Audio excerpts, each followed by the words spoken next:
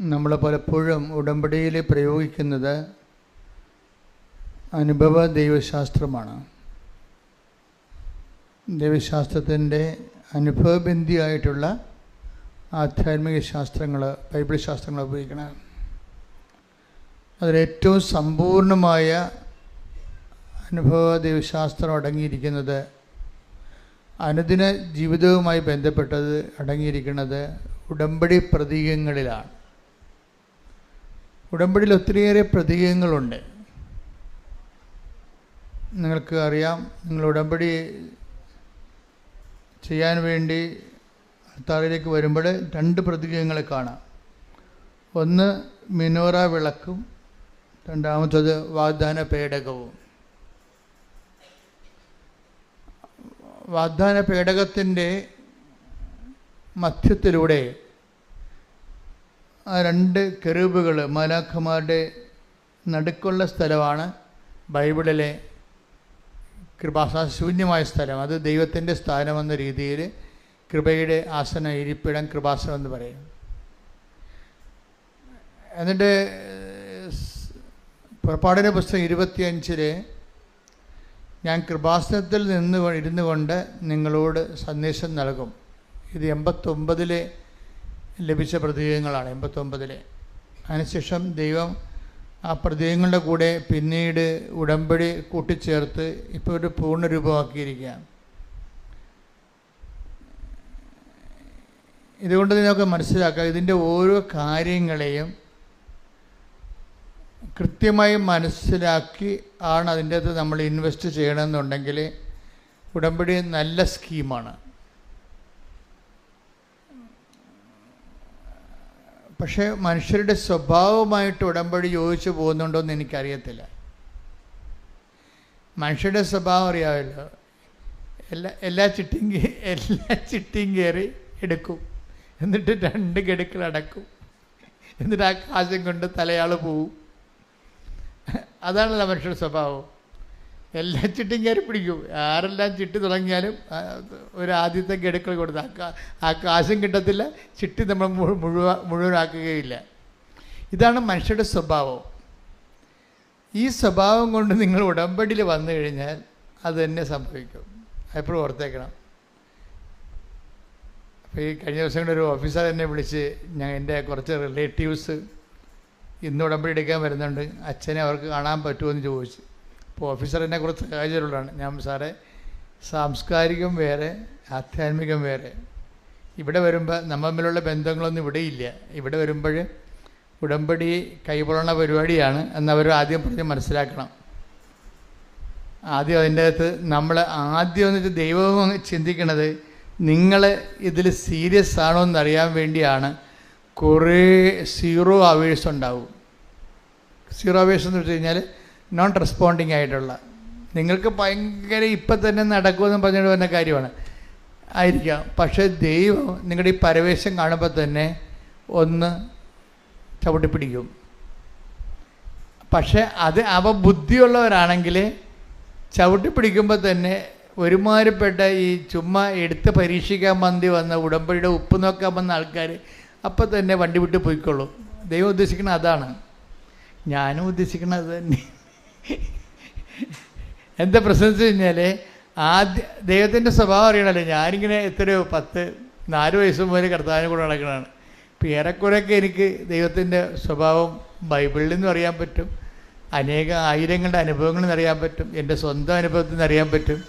ഇപ്പോൾ ഏറ്റവും വലിയ കാര്യം ദൈവത്തെ അറിയുക തന്നെയാണ്. അല്ല, നിങ്ങൾക്കൊന്നൊരു ഇൻസിഡൻ്റ് ഉണ്ടായി, ഒരു ഈവൻസ് ഉണ്ടായി, അതിൻ്റെ വെളിച്ചത്തിൽ പെട്ടെന്ന് ദൈവത്തെ അറിയാമെന്ന് പറയുന്നത് നടക്കത്തില്ല. ഇതെന്ന് വെച്ച് കഴിഞ്ഞാൽ, അതുകൊണ്ടാണ് ഈ ബൈബിള് വായിക്കണം, ബൈബിള് വ്യാഖ്യാനിച്ച് കേൾക്കണമെന്നൊക്കെ പറയണത്. ബൈബിള് വ്യാഖ്യാനിച്ച് കേൾക്കണത് എന്തിനാണ്?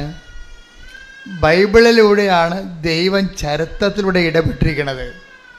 ദൈവം ഓരോ കാലത്ത് ചരിത്രത്തിലൂടെ ഇടപെട്ടിട്ടുണ്ട്, ഓരോ വിഷയങ്ങൾക്കും. അങ്ങനെ ഇടപെട്ടപ്പോൾ ആ ദൈവത്തിൻ്റെ ഇടപെട്ടുന്ന രീതികൾ, ദൈവത്തിൻ്റെ പെരുമാറ്റ രീതികൾ, അപ്പോൾ നമുക്ക് ഏറെക്കുറെ നമുക്ക് ഇന്ന വിഷയത്തിൽ ഇന്ന ഉത്തരവായിരിക്കും ദൈവത്തിൻ്റെ ഭാഗത്ത് വരണം നമുക്കറിയാൻ പറ്റും. അതിപ്പോൾ നിങ്ങൾ ഞാൻ തലക്കൈ വെച്ചിരിക്കുമ്പോൾ ചില ആൾക്കാരോട് അപ്പം തന്നെ മെസ്സേജ് പറഞ്ഞു വിടത്തില്ലേ? ഓക്കെയാണോ? ചിലരോട് പറയും സാക്ഷ്യം പറയാൻ വരണം, ചിലർക്ക് ഡേറ്റ് പറഞ്ഞു കൊടുക്കും, ചിലരോട് ഒന്നും മിണ്ടത്തില്ല. എന്താ കാര്യം? ഒന്നും മിണ്ടാത്തതിൻ്റെ കാരണം എനിക്ക് മെസ്സേജ് കിട്ടാത്തത് കൊണ്ടാണ്. അതേസമയം തന്നെ അപ്പോഴെന്താ വെച്ചാൽ അതുകൊണ്ട് നിങ്ങളുടെ കേസ് നോട്ട് ഓക്കെ ആയിട്ടല്ല, ശരിക്കും നിങ്ങളുടെ നിന്ന് കർത്താവ് കുറച്ചുകൂടി പ്രതീക്ഷിക്കുന്നുണ്ട്. ഞാൻ ഒന്നും മിണ്ടാതെ വിടുന്ന ആൾക്കാരാണ് ഏറ്റവും നല്ല ആൾക്കാർ. എൻ്റെ ഒരു അനുഭവത്തിൽ ഞാനൊന്നും മിണ്ടാതെ വിടുന്നത് വെച്ച് കഴിഞ്ഞാൽ അവരെക്കുറിച്ച് അവരുടെ ഇൻവെസ്റ്റ്മെൻറ്റിൽ ദൈവം തൃപ്തനാണ്, പ്രത്യേകിച്ച് മെസ്സേജൊന്നുമില്ല, ആ മരുന്ന് തന്നെ കഴിക്കാൻ പറയും. ആ മരുന്ന് തന്നെ കഴിക്കാൻ പറയും. അപ്പോൾ അതുകൊണ്ടാണ് മിണ്ടാതെ പോണത്. ചിലരോട് പറയും നിനക്ക് ഇപ്പോൾ ഞാനൊരു ഇൻസെൻറ്റീവ് തന്നില്ലെങ്കിൽ നീ ഇതിനാലെ ഉടമ്പടി ഉഴപ്പിപ്പോവും. പക്ഷേ നിൻ്റെ പഴയകാല ചരിത്രമൊക്കെ നോക്കുമ്പോൾ ഫയൽ കുഴപ്പമില്ലാത്തതാണ്. നിൻ്റെ പ്രത്യേക സാഹചര്യത്തിൽ കുറച്ച് ഫ്ലക്ച്വേഷൻസൊക്കെ ഉണ്ടായിട്ടുണ്ടെങ്കിലും അതുകൊണ്ട് ഈ വിഷയത്തിൽ ഞാൻ ഹെൽപ്പ് ചെയ്യാവുന്ന കാര്യം ദൈവം ആദ്യമേ തന്നെ ഒരു പ്രൊവിഷൻ വെച്ചിട്ടുണ്ട്. എന്താ പ്രൊവിഷൻ? ഉടമ്പടിയുടെ പ്രൊവിഷൻ എന്ന് പറഞ്ഞാൽ ഭയങ്കര സൂപ്പറാണേ. എന്നുവെച്ചാൽ നമുക്ക് 0 മെറിറ്റ്സിൽ ഇതിനകത്ത് ഇൻവെസ്റ്റ് ചെയ്യാൻ പറ്റുമെന്നുള്ളതാണ്. ഇപ്പം നമുക്ക് ഒരു ദൈവതിരുസന്നിധിയിൽ യാതൊരു ക്രെഡിറ്റുമില്ല. എന്നുവെച്ചാൽ നമുക്കൊരു കഴിവില്ല. ദൈവതിരുസന്നിധിയിൽ നമുക്കൊരു ക്ലെയിം പറയാൻ വേണ്ടി, ഒരു അവകാശം പറയാൻ വേണ്ടി നമ്മുടെ കയ്യിൽ ഒന്നുമില്ല. കുറച്ച് പാപങ്ങളല്ലെന്നും അല്ലാതെ ഒന്നുമില്ല. പക്ഷെ പാപങ്ങൾ ആണ് ഉള്ളെങ്കിലും അത് ബുദ്ധിയുള്ള ആൾക്കാർക്ക് പാപങ്ങൾ ഒരു ക്ലെയിമായിട്ട് വരുന്നുണ്ട്. ബുദ്ധി വേണം. നിങ്ങൾക്ക് പാപം വേറെ ഒന്നും ക്ലെയിമില്ല, പാപങ്ങളെ ഉള്ളെങ്കിൽ നിങ്ങൾക്ക് ബുദ്ധി ഉണ്ടെങ്കിൽ അതൊരു ക്ലെയിമായിട്ട് അവകാശമായിട്ട് വരും. എന്താ കാര്യം? ബുദ്ധി ഉണ്ടെങ്കിൽ പശ്ചാത്തപിക്കാൻ പറ്റും. ബുദ്ധി ഇല്ലാത്തവർ ഒരിക്കലും പശ്ചാത്തപിക്കത്തില്ല. അത് തന്നെ ചെയ്തുകൊണ്ടിരിക്കും. അടി പാഴ്സൽ വാങ്ങിച്ചുകൊണ്ട് പോവുകയും ചെയ്യും. ബുദ്ധിയുള്ളവർ മനസ്സിലാകും ദൈവത്തിൻ്റെ അടുത്താണ് വന്നിരിക്കുന്നത്, നമ്മുടേതായിട്ട് നമ്മുടെ കയ്യിലൊന്നുമില്ല, ഉള്ളത് ഈ പാപങ്ങൾ മാത്രമാണെന്ന് പറഞ്ഞു കഴിഞ്ഞാൽ പരിശുദ്ധാത്മാവ് വിവേചനം കൊടുത്തിട്ട് അവനോട് പറയും നീ ഈ പാപം വെച്ചുകൊണ്ട് തന്നെ രക്ഷപ്പെടാൻ സാധ്യതയുണ്ടെന്ന് പറയും. നിൻ്റെ ഈ പാപ കൂമ്പാരം വെച്ചുകൊണ്ട് തന്നെ രക്ഷപ്പെടാൻ സാധ്യതയുണ്ട്. എന്താ കാര്യം? ഇതിൽ പശ്ചാത്താപത്തിൻ്റെ പാപത്തിൻ്റെ പ്രൊവിഷൻ ഉണ്ടെന്ന് പറയും. അത് പരിശുദ്ധാത്മാവ് പറഞ്ഞുതരാം. അപ്പോൾ പശ്ചാത്താപം എന്ന് പറയും ഇപ്പം ഈ പാപത്തെക്കുറിച്ചൊന്നും മോങ്ങിക്കളിക്കണമല്ലേ? അത്ര മോങ്ങൽ കുറേ കണ്ടിട്ടുള്ളതാണ് ദൈവം. അതൊന്നും വിലപ്പോകത്തില്ല. മോങ്ങലെന്ന് പറയുമ്പോൾ ഒരു 1.5 മോങ്ങലായിരിക്കണം. എന്താ കാര്യം? ഈ ചാപ്റ്റർ നീ ക്ലോസ് ചെയ്യണമെന്ന് പറയണം. ഈ പാപത്തിൻ്റെ ചാപ്റ്റർ ഞാൻ നിന്നെ അറിഞ്ഞ് നിൻ്റെ കൂടെ ജീവിക്കാൻ വേണ്ടി ഞാനിത് ക്ലോസ് ചെയ്യണമെന്ന് പറയണം. അക്കൗണ്ട് ക്ലോസ് ചെയ്യണമെന്ന് പറഞ്ഞ് അത് സത്യസന്ധമാണെങ്കിൽ ഇന്ന് ഇവിടെ വെച്ച് കർത്താവ് നിന്നെ ബ്ലെസ് ചെയ്യും. കാര്യം എന്താ കഴിഞ്ഞാൽ നീ പാപത്തിൻ്റെ അക്കൗണ്ട് ക്ലോസ് ചെയ്യും എന്നുള്ളത് ദൈവത്തിന് അറിയാം. അതാണ് വിഷയം. അല്ല നാളെ സംഭവിക്കാൻ പോണതല്ല. നാളെ സംഭവിക്കാൻ പോണ ഇന്നെന്ന പോലെ ദൈവത്തിന് അറിയാം. അപ്പം നീ പാപം വെച്ചാണ് ഇതിൻ്റെ അകത്ത് ഇൻവെസ്റ്റ്മെൻറ്റ് ഒരു നിക്ഷേപം ഇറക്കണമെന്ന് വിചാരിച്ചോ? അതിൽ നീ എന്താ പറയാനുള്ളത്? കർത്താവ് പറഞ്ഞിട്ടുള്ള കാര്യങ്ങൾ എന്താണ്? മേലിൽ പാപം ചെയ്യരുത്. അതാണ് പശ്ചാത്താപം എന്ന് പറഞ്ഞാൽ വെറുതെ അല്ല, വെറുതെ മോങ്ങിക്കണിക്കണമല്ല. അതിൻ്റെ അകത്ത് കാര്യമുണ്ട്. Take the bed of God. മേലിൽ പാപം ചെയ്യരുത്. ശ്രദ്ധിക്കട്ടെ. ഹല്ലേലൂയ ഹല്ലേലൂയ ഹല്ലേലൂയ ഹല്ലേലൂയ ഹല്ലേലൂയ. യേശുവേ നന്ദി. ഹല്ലേലൂയ ഹല്ലേലൂയ. യേശുവേ ആരാധന ആരാധന ആരാധന. യേശുവേ നന്ദി. ഹല്ലേലൂയ ഹല്ലേലൂയ ഹല്ലേലൂയ. യേശുവേ നന്ദി. ഹല്ലേലൂയ ഹല്ലേലൂയ ഹല്ലേലൂയ. യേശുവേ ആരാധന ആരാധന ആരാധന. ഹല്ലേലൂയ ഹല്ലേലൂയ ഹല്ലേലൂയ ഹല്ലേലൂയ. യോഹന്നാൻ 5:14. യോഹന്നാൻ 5:14. പിന്നീട് യേശു ദേവാലയത്തിൽ വെച്ച് അവനെ കണ്ടപ്പോൾ പറഞ്ഞു ഇതാ നീ സൗഖ്യം പ്രാപിച്ചിരിക്കുന്നു, കൂടുതൽ മോശമായതൊന്നും സംഭവിക്കാതിരിക്കാൻ മേലിൽ പാപം ചെയ്യരുത്. ആരോടാ ഇത് പറയണത്? ശ്രദ്ധിക്കട്ടെ. ഹല്ലേലൂയ ഹല്ലേലൂയ ഹല്ലേലൂയ. യേശുവേ നന്ദി. ഹല്ലേലൂയ ഹല്ലേലൂയ ഹല്ലേലൂയ ഹല്ലേലൂയ ഹല്ലേലൂയ. യേശുവേ സ്തുതി. ഹല്ലേലൂയ ഹല്ലേലൂയ ഹല്ലേലൂയ. ആരോടാ പറയണത്? 38 വർഷമായി രോഗിയായിരുന്ന ഒരുവൻ അവിടെ ഉണ്ടായിരുന്നു. യോഹന്നാന്റെ 5-ാം അധ്യായം. 38 വർഷമായിട്ട് ബെത്സേദ കടവിലെ രോഗിയായി കിടന്നിരുന്ന മനുഷ്യനെ, അവൻ 0 മെറിറ്റിൽ കിടക്കുന്ന ആളാ. അധ്യായം 1 മുതലുള്ള തിരുവചനങ്ങൾ. ഇതിനുശേഷം യഹൂദരുടെ ഒരു തിരുനാളിന് യേശു ജെറുസലേമിലേക്ക് പോയി. ജെറുസലേമിൽ അജകവാടത്തിനടുത്ത് ഹെബ്രായ ഭാഷയിൽ ബെത്സദ എന്ന് വിളിക്കുന്ന ഒരു കുളമുണ്ടായിരുന്നു. അതിന് 5 മണ്ഡപങ്ങളും. അവിടെ കുരുടരും മുടന്തരും തളർവാദക്കാരുമായ അനേകം രോഗികൾ കിടന്നിരുന്നു. 38 വർഷമായി രോഗിയായിരുന്ന ഒരുവൻ അവിടെ ഉണ്ടായിരുന്നു. അവൻ അവിടെ കിടക്കുന്നത് യേശു കണ്ടു. അവൻ വളരെ നാളായി കിടപ്പിലാണെന്ന് അറിഞ്ഞ് യേശു ചോദിച്ചു, സുഖം പ്രാപിക്കാൻ നിനക്ക് ആഗ്രഹമുണ്ടോ? അവൻ പറഞ്ഞു, കർത്താവേ, വെള്ളമിളകുമ്പോൾ എന്നെ കുളത്തിലേക്കിറക്കാൻ ആരുമില്ല. ഞാൻ എത്തുമ്പോഴേക്കും മറ്റൊരുവൻ വെള്ളത്തിൽ ഇറങ്ങിക്കഴിഞ്ഞിരിക്കും. യേശു അവനോട് പറഞ്ഞു, എഴുന്നേറ്റ് കിടക്കയെടുത്ത് നടക്കുക. അവൻ തൽക്ഷണം സുഖം പ്രാപിച്ച് കിടക്കയെടുത്ത് നടന്നു. അന്ന് സാബത്തായിരുന്നു. അതായത് വളരെയേറെ ചിന്തനീയമായ, ഇപ്പം നമുക്കിപ്പോൾ ഈശോ, ഞാനിത് പഠിച്ചു വന്നതല്ല, നോക്കി വന്നതല്ല, ഇപ്പോഴും ശുശ്രൂഷയുടെ സമയത്ത് ഈശോ നമുക്ക് വെളിപ്പെടുത്തി തന്ന ഒരു വചനഭാഗമാണ്. ഈ വചനഭാഗത്തു നിന്ന് ആദ്യം കിട്ടിയത് എന്താണ്? ഈ മനുഷ്യനോടാണ് പറയണത്, take the bed of God, നീ സൗഖ്യം പ്രാപിച്ചിരിക്കുന്നു. ഈ തളർവാദ രോഗി സുഖപ്പെട്ടു.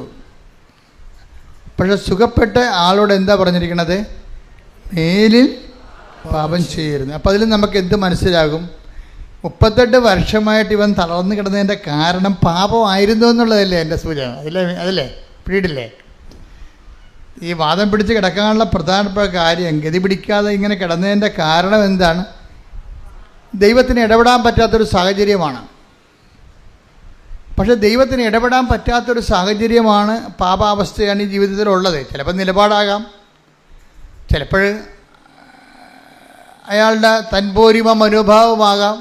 ആരും എനിക്ക് ആവശ്യമില്ല, എനിക്ക് പണമുണ്ട്, എനിക്ക് ആരോഗ്യമുണ്ട്, എനിക്ക് പാർട്ടിയുണ്ട്, എനിക്ക് ആസ്തിയുണ്ട് എന്നൊക്കെ പറഞ്ഞുകൊണ്ട് ബലം പിടിക്കുന്ന ആൾക്കാരില്ലേ, മസിൽ പിടിക്കണ. അങ്ങനെ ഒരു മസിൽ പിടിക്കുന്ന ആളായിരിക്കും ചിലപ്പോൾ ഇയാൾ. ദൈവത്തിന് ആവശ്യമില്ല എന്ന്. അപ്പോൾ അതുകൊണ്ട് എനിക്ക് പള്ളിയിൽ പോകേണ്ട ആവശ്യമില്ല എന്നൊക്കെ ചില ആൾക്കാർ പറയത്തില്ല. അതുപോലെ എന്തൊരു കക്ഷിയാണ് ഇയാൾ. അപ്പോൾ അതുകൊണ്ട് എന്നാ പറ്റിയെന്ന് വെച്ച് കഴിഞ്ഞാൽ, ഇയാൾ വന്നപ്പോൾ ഇയാളുടെ കുറേ പാപങ്ങളും കുറേ തളർച്ചയുമൊക്കെ ആയിട്ട് അങ്ങനെ കിടപ്പാണ്. പക്ഷേ ഇയാൾക്കൊരു കാര്യമുണ്ട്, ഇയാൾ ഈ ഹുങ്കെല്ലാം മാറി പുള്ളി പണ്ട് ചിന്തിച്ചുകൊണ്ടിരുന്നത് എനിക്ക് ഭാര്യയുണ്ട്, മക്കളുണ്ടെന്നൊക്കെയാണ് ചിന്തിച്ചത്. നാട്ടുകാരുണ്ട്, പാർട്ടിക്കാരുണ്ടെന്നൊക്കെ പറഞ്ഞ ആളാണ് ഇയാൾ. പണ്ടിങ്ങനെ അല്ലായിരുന്നു, ഇപ്പോഴാണ് ഇയാളിങ്ങനെ 20 പരുവപ്പെട്ടത്. ഇയാൾ പണ്ടിങ്ങനെയല്ല, ഇയാൾക്ക് പലരും ഉണ്ട്. ഇയാളുണ്ട്, മക്കളുണ്ട്, ഭാര്യയുണ്ട്, വസ്തുവുണ്ട്, സ്വർണ്ണമുണ്ട്, ആസ്തിയുണ്ട്, അതുപോലെ പാർട്ടിയുണ്ട്, പിന്നെ പോലീസിലൊക്കെ നിലപാടുണ്ട്, പിടിപാടുണ്ട്, ഗവൺമെൻറ് പിടിപാടുണ്ടോന്ന് അങ്ങനെയൊക്കെ പറഞ്ഞൊരു മനുഷ്യനാണ് ഇയാൾ. പക്ഷേ ഇയാൾക്ക് ഇപ്പോഴെന്താ പറ്റിയിരിക്കണത്? ഇപ്പം കരിയുമ്പോൾ വരകാൻ, ചില പറയാം എന്താണോ കരിയുമ്പോൾ വരകാൻ, പഴഞ്ചൊല്ലൊക്കെ മറന്നുപോയാ ആൾക്കാരൊക്കെ പറയും, നാട്ടുകാരെ, അതെ, കരിയുമ്പോൾ വരകാൻ കയ്യിൽ മാത്രമേ ഉണ്ടാകും. നീ കേട്ടിട്ടില്ലല്ലേ? കയ്യിൽ കണ്ടിട്ടുണ്ടോ? ഭാഗ്യം. അപ്പോൾ എന്താ പ്രശ്നം? ഞാൻ കരിയുമ്പോൾ വരകാൻ ശരിക്കും ഞാൻ കയ്യിലും കാണത്തില്ല. ചിലപ്പോൾ കയ്യിലും കരിഞ്ഞു പോകും. കർത്താവ് മാത്രമേ ഉണ്ടാകത്തുള്ളൂ. ഇതാദ്യമേ അംഗീകരിച്ച പ്രശ്നമില്ല പക്ഷേ ഇയാൾ ഇപ്പോഴാണ് അംഗീകരിക്കുന്നത് നിലപാടിൻ്റെ കണ്ട. അപ്പോൾ എന്താ പറയുന്നത്? വെള്ളം ഇളകുമ്പോൾ, അതായത് ബെത്സൈദ കുളമാണ്. എല്ലാ കാലങ്ങളിലും ഈ കുളത്തിൽ റാഫേൽ മാലാഖി ഇറങ്ങി വെള്ളം കിളക്കുന്ന ഒരു ദിവസമുണ്ട്. അന്ന് ആദ്യം ചാടി വീഴുന്നവനും അല്ലെങ്കിൽ പിടിച്ചു കൊണ്ടുവന്ന് ആരെങ്കിലും ആദ്യം ആ വെള്ളത്തിൽ ഇറക്കുമ്പോൾ അവർ സുഖപ്പെടും. അപ്പം അതാണ് അനുഭവം ജനങ്ങൾ. അതുകൊണ്ട് ഈ കുളക്കരെ വന്ന് കിടക്കേണ്ട എപ്പോഴെങ്കിലും ആയിട്ട് ദൈവത്തിൻ്റെ ദൂതം വന്ന് വെള്ളം ഇളക്കുമ്പോൾ ഇയാളെ പിടിച്ച്, തളർവാദമല്ലേ, വേറെ വല്ല മുടന്തും കണ്ണ് കാണാൻ പറ്റാത്ത അവസ്ഥയല്ല, ചെവി കേൾക്കാൻ പറ്റാത്ത അവസ്ഥയുമല്ല, ഇയാൾക്ക് തളർവാദമാണ്. അപ്പോൾ തളർവാദം പിടിച്ച ആൾക്കാർ വെള്ളം ഇളകിയാലും ആ വെള്ളത്തിലേക്ക് ഇറക്കണം. നമ്മുടെ രീതിയിലുള്ള കുളമല്ലത്. കാര്യം ഞാൻ ഈ ബെത്സൈദ കുളത്തിൽ പോയതാണ്, കണ്ടതാണ്. ഇപ്പോൾ എന്ത് സംഭവിച്ചു കഴിഞ്ഞാൽ, അത് ഈ കൃപാസനത്തിൻ്റെ ഇത്രയും തന്നെ വീതി നീളമുണ്ട്. നിങ്ങൾ ഇത്രയും ഇരിക്കുന്ന വീതി നീളമുണ്ട്, ചതുരമുണ്ട്. ഒരു 8 അടിയോളം ചെങ്കല്ല് അറുത്ത് വെച്ചിരിക്കുന്നതാണ്. ഇപ്പോൾ അവിടെ വെള്ളമില്ല. അത് ജെറുസലേമൊക്കെ ആയിട്ട് ജോർദാൻ നദിയൊക്കെ ആയിട്ടും അടിയിൽ ടണലിലൂടെ പണ്ട് ബന്ധം ഉണ്ടായിരുന്ന ഒരു ഇതാണ്. ഇപ്പോൾ അവിടെ ഒന്നുമില്ല, ഇപ്പോൾ ഉണങ്ങിക്കിടക്കുകയാണ്. പക്ഷേ ഈ കുളത്തിലേക്കാണ് ഈ മനുഷ്യനെ ഇറക്കണമെന്ന് വെച്ച് കഴിഞ്ഞാൽ സമ്പടി ആരെങ്കിലും ഒരാൾ വേണം. നമുക്കാണെങ്കിൽ നമ്മുടെ കുളങ്ങളൊക്കെ ഇങ്ങനെയല്ലേ കിടക്കും, ചരിഞ്ഞ് കിടക്കാൻ വേണ്ടി തീട്ടി വരാം. തീട്ടികളൊന്നും പറ്റത്തില്ല ഇവിടെ. ആരെങ്കിലും ഹെൽപ്പ് ചെയ്യണം, അല്ലെങ്കിൽ മുഞ്ഞുകുത്ത് അഴ വീഴും. ആ രീതിയിലാണ് കിടക്കുന്നത്. അപ്പം ഇങ്ങനെ ഒരു അവസ്ഥയിൽ ഇയാളെ പണ്ട് ആരോ ഉണ്ടായിരുന്നു, ഇപ്പോഴ് ഈ വെള്ളം ഇളകും, ഇപ്പോഴ് കുളത്തിൽ ഇറക്കാൻ പറ്റും, സുഖപ്പെടും. അങ്ങനെ പല പ്രാവശ്യം ട്രൈ കഴിഞ്ഞതാണ്. അവസാനം അവരും അടുത്തിട്ടിട്ടും പോയി, വൈഫ് പോയി. ബൈബിളിൽ ആദ്യം ഡൈവേഴ്സായ ഒരു മനുഷ്യനെ, പ്രയാസങ്ങൾ വന്ന ഭർത്താവ് ഇട്ടും പോയ ആദ്യത്തെ ആളാണിത്. ഞാൻ ഈ പ്രയാസങ്ങൾ വരുമ്പോൾ ഭർത്താവ് ഇട്ടും പോണ ഒത്തിരി സ്ത്രീകളെ കണ്ടിട്ടുണ്ട്. ഇവിടെ വരും, ഇടയ്ക്ക് ആൾക്കാർ വരും. ഇപ്പം ഞാനിങ്ങനെ കുത്തി ചോദിക്കും, നിങ്ങളാണോ പോയത്, അയാളാണോ പോയതെന്നൊക്കെ ചോദിക്കും. എനിക്ക് തലയൊക്കെ വെക്കുമ്പോൾ സംശയം തോന്നും, ഇവർ ഭയങ്കര മോങ്ങി വല്ലാത്ത സെൻറ്റിമെൻ്റ് അടിച്ചായിരിക്കും എന്നോട് പറയണത്. പക്ഷേ തലയൊക്കെ വെക്കുമ്പോൾ എനിക്ക് കള്ളലും വെള്ളിയും പിടി കിട്ടും, ഇവരാണ് ഇൻഡാസെന്ന് എനിക്കറിയാൻ പറ്റും. അപ്പം ഞാൻ ചോദിക്കും, നിങ്ങളല്ലേ ആദ്യം പോയത്, എന്നിട്ട് ഇപ്പം എന്തിനാണ് ഒരുമിക്കണമെന്ന് പറഞ്ഞ് മോങ്ങണത്? ഇപ്പം ഇവർ കാര്യം വെച്ചാൽ അതായത് ഇവർ പണ്ട് ഇതുപോലെ ദാഠ്യം പിടിച്ച് പോയ ആളാണ്. പലരെയും കണ്ടാണ് പോയത്. അപ്പനും അമ്മയും ഉണ്ടായിരുന്നു പോണ കാലത്ത്. അപ്പോൾ നീ ഇങ്ങോട്ട് പോയി, അമ്മ ഉണ്ടല്ല, അമ്മയെ സംബന്ധിച്ചിടത്തോളം മരുമകളുടെ ശല്യത്തിൽ നിന്ന് ഒഴിവാക്കാൻ വേണ്ടി നിങ്ങളെ കൊണ്ടൊന്ന് അടവെക്കും. മരുമകൾ വലിയ വീട്ടിൽ ജിന്നാണെങ്കിൽ അവരെ ഒന്ന് ഒതുക്കി നിർത്താൻ വേണ്ടി മകളെ പിടിച്ച് ഡൈവേഴ്സാക്കി വീട്ടിൽ നിർത്തും അമ്മമാർ. ചില അമ്മമാരുണ്ട്. അപ്പോൾ അതുകൊണ്ട് അത് അവരുടെ വർത്തമാനം കേട്ടിടയ്ക്ക് ഇവർ ചാടി ഭർത്താവിനെ തേച്ചിട്ടും പോരണത്. പോന്നു കഴിയുമ്പോൾ കുറച്ച് കഴിയുമ്പോൾ ഇതൊക്കെ ചത്തുപോകില്ല. ദൈവം ഏറ്റവും ഈ ലോകത്ത് വെച്ചിരിക്കുന്ന ഏറ്റവും സുന്ദരമായ സാധനം മരണമാണ്. ഞാൻ വളരെ മരണത്തെക്കുറിച്ച് ചിന്തിച്ച് ആസ്വദിക്കുന്ന ഒരാളാണ് ഞാൻ. എന്നുവെച്ചാൽ ഈ ഭൂമിയിലുള്ള എല്ലാവിധ വിഷയങ്ങൾക്കും പരിഹാരം എന്ന് പറയണത്, അന്തിമ പരിഹാരം എന്താണ്? മരണമാണ്. മരണം ഒരു ക്രിസ്ത്യൻ, ഒരു കർത്താവിൽ, ഈശോയിൽ, ക്രിസ്ത്യൻ എന്നല്ല മതപരമായിട്ട് പറയുകയല്ല, ഈശോയിൽ വിശ്വസിക്കുന്ന എന്തുമാത്രം അക്രൈസ്തവരുണ്ട്. ഇപ്പോൾ ഒരു ഈശോയെ വിശ്വസിക്കുന്ന ഒരു മനുഷ്യനെ സംബന്ധിച്ചിടത്തോളം മരണം എല്ലാത്തിൻ്റെ ഒരു തുടക്കമാണ്, എല്ലാത്തിൻ്റെ ഒരു പരിഹാരമാണ്, എല്ലാത്തിൻ്റെ ഒരു റിട്ടാലിയേഷനാണ്. നമുക്ക് നഷ്ടപ്പെട്ടതെല്ലാം തിരികെ ലഭിക്കണതും. നമ്മൾ ഈ ഒരാളെ വെച്ചാണ് ജീവിച്ചിരിക്കുന്നത്, ഒരാളിൻ്റെ വാക്കും പ്രതിയാണ് ജീവിച്ചിരിക്കുന്നത്. ഈ ഒരാളുടെ വാക്കും പ്രതിയാണ് ക്ഷമിച്ചു കൊടുത്തിരിക്കുന്നത്. ഇയാളിൻ്റെ വാക്കിനെ ഓർത്തിട്ടാണ് നമ്മൾ കോംപ്രമൈസ് ചെയ്തിരിക്കുന്നത്. എല്ലാം യേശുക്രിസ്തുവിൻ്റെ നാമത്തിൽ.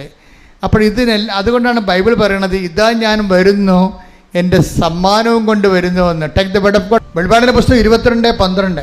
ഇതാ ഞാൻ വേഗം വരുന്നു. എന്നിട്ട് പറഞ്ഞ, ഇതാ ഞാൻ വേഗം വരുന്നു, എൻ്റെ സമ്മാനവും ഞാൻ കൊണ്ടുവരുന്നുണ്ട്. ഓരോരുത്തർക്കും സ്വന്തം പ്രവർത്തികൾക്കനുസൃതം പ്രതിഫലം നൽകാനാണ് ഞാൻ വരുന്നത്. അപ്പം ഇതിൻ്റെ വിഷയം എന്ന് പറയുന്നത്, നമ്മൾ ഈ ലോകത്ത് ജീവിക്കുമ്പോൾ പലപ്പോഴും പല കാര്യങ്ങൾക്കും നമ്മൾ പ്രക്ഷുബ്ധരാണ്. എന്താണ്? നമ്മളോട് അനീതി കാണിച്ചു, അല്ലേ? അങ്ങനെ പറയുന്നവരുണ്ട്. എന്നോട് അനീതി കാണിച്ചു എന്ന് പറയുന്നവർ ഒത്തിരി പേരുണ്ട്. ചിലക്ക് എന്നോട് പറയുന്നത്, അച്ഛാ ഞാൻ പള്ളിക്കകത്തില്ല, എനിക്ക് ജോലി കിട്ടേണ്ടതായിരുന്നു, എനിക്ക് ജോലി തന്നില്ലെന്ന് പറയും, സഭയിൽ നിന്ന് ജോലി കിട്ടിയില്ലെന്ന് പറയും. അപ്പം അങ്ങനെ ഓരോരുത്തർക്കും ഓരോ തരത്തിലുള്ള കാര്യം. എല്ലാവരും ഒപ്പിച്ച് സഭയ്ക്കും ജീവിക്കാൻ പറ്റത്തില്ല. കുടുംബത്തിൽ പോലും എല്ലാ മക്കളെയും ഒപ്പിച്ച് മാതാപിതാക്കന്മാർക്ക് ജീവിക്കാൻ പറ്റണില്ലല്ലോ. പായ്ക്കണ്ട ഇല്ല. എല്ലാ മക്കളെയും ഒപ്പിച്ച് കുടുംബത്തിലുള്ള അപ്പനും അമ്മക്കും ജീവിക്കാൻ പറ്റുന്നുണ്ടോ? ഇല്ല. ക്ലിയർ അല്ലേ? അപ്പോൾ എപ്പോഴായാലും എവിടെ നിന്നായാലും നമുക്ക് ഇങ്ങോട്ട് കിട്ടാനുള്ള കുറേ കേസുകളുണ്ടാവും. പക്ഷേ ഇങ്ങോട്ട് കിട്ടാനുള്ള കേസിലാണ് ഈ വിഷയം സെറ്റ് ചെയ്യണത്. ഇതെന്താ കാര്യം? ഇവർക്കാണ് നമ്മൾ ദൈവം റിറ്റാലിയേറ്റ്, ദൈവത്തിൻ്റെ നീതി, ദൈവം നീതിമാനാണെന്ന് പറയുന്നത് എന്താ കാര്യം? അതായത് ബൈബിള് മനുഷ്യന്മാരെ എല്ലാം പഠിച്ചിട്ട്, അവൻ്റെ ഇഹവും പരവും പഠിച്ചിട്ട്, അവൻ്റെ ഭൂതവും വർത്തമാനവും ഭാവിയും പഠിച്ചിട്ട്, അവൻ്റെ പ്രകൃതി പഠിച്ചിട്ട്, അവൻ്റെ മനസ്സിൻ്റെ ഘടനയും പെരുമാറ്റശീലങ്ങളും അതിൻ്റെ കാലാവസ്ഥ ഭേദങ്ങളും എല്ലാം പഠിച്ചിട്ടാണ് ബൈബിള് വിവേചനം നൽകിയിട്ട് നിർദ്ധാരണം നൽകുന്നത്. ചില കാര്യങ്ങൾക്ക് ഇവിടെ വെച്ച് സെറ്റിൽമെൻ്റ് ഇല്ലെന്നാണ്. കറക്റ്റല്ലേ? ചില കാര്യങ്ങൾക്ക് സെറ്റിൽമെൻ്റ് ഇല്ല. അതുകൊണ്ട് നിങ്ങൾ അങ്ങോട്ടും ഇങ്ങോട്ടും ഓവറായിട്ട് വഴക്കിട്ടിട്ട് കാര്യമില്ല. വഴക്കിട്ട് സ്നേഹം പിടിച്ചു പറ്റാൻ പറ്റുമോ? ഒരിക്കലും പറ്റത്തില്ല. നിങ്ങൾ ഓരോരോ കാര്യം നിങ്ങളിപ്പോൾ ഭർത്താവിനോട് പറയും, അല്ലെങ്കിൽ ഭാര്യയോട് പറയും, ഏട്ടോ മനുഷ്യ നിങ്ങൾ പഴയതൊക്കെ മറന്നു പോയല്ലേ, നിങ്ങൾ ഇന്ന അവസ്ഥ കിടന്നപ്പോൾ ഞാനേ ഉണ്ടായിരുന്നുള്ളൂ, ഈ നാട്ടുകാർ പറയുന്ന ആൾക്കാർ കേമന്മാർ ആരും ഇല്ലായിരുന്നു, അതൊക്കെ പറയും. ഒരു കാര്യമില്ല, മിണ്ടാതിരിക്കണം നല്ലത്. ഇത് കണ്ടുപിടിച്ചാൽ മതി. അവളുടെ അമ്മ എല്ലാം ഹൃദയത്തിൽ സംഗ്രഹിച്ചു. എന്താണ്? സമ്മാനത്തെക്കുറിച്ച് ബോധമുണ്ട്. ശ്രദ്ധിക്കടാ. ഹല്ലേലൂയ.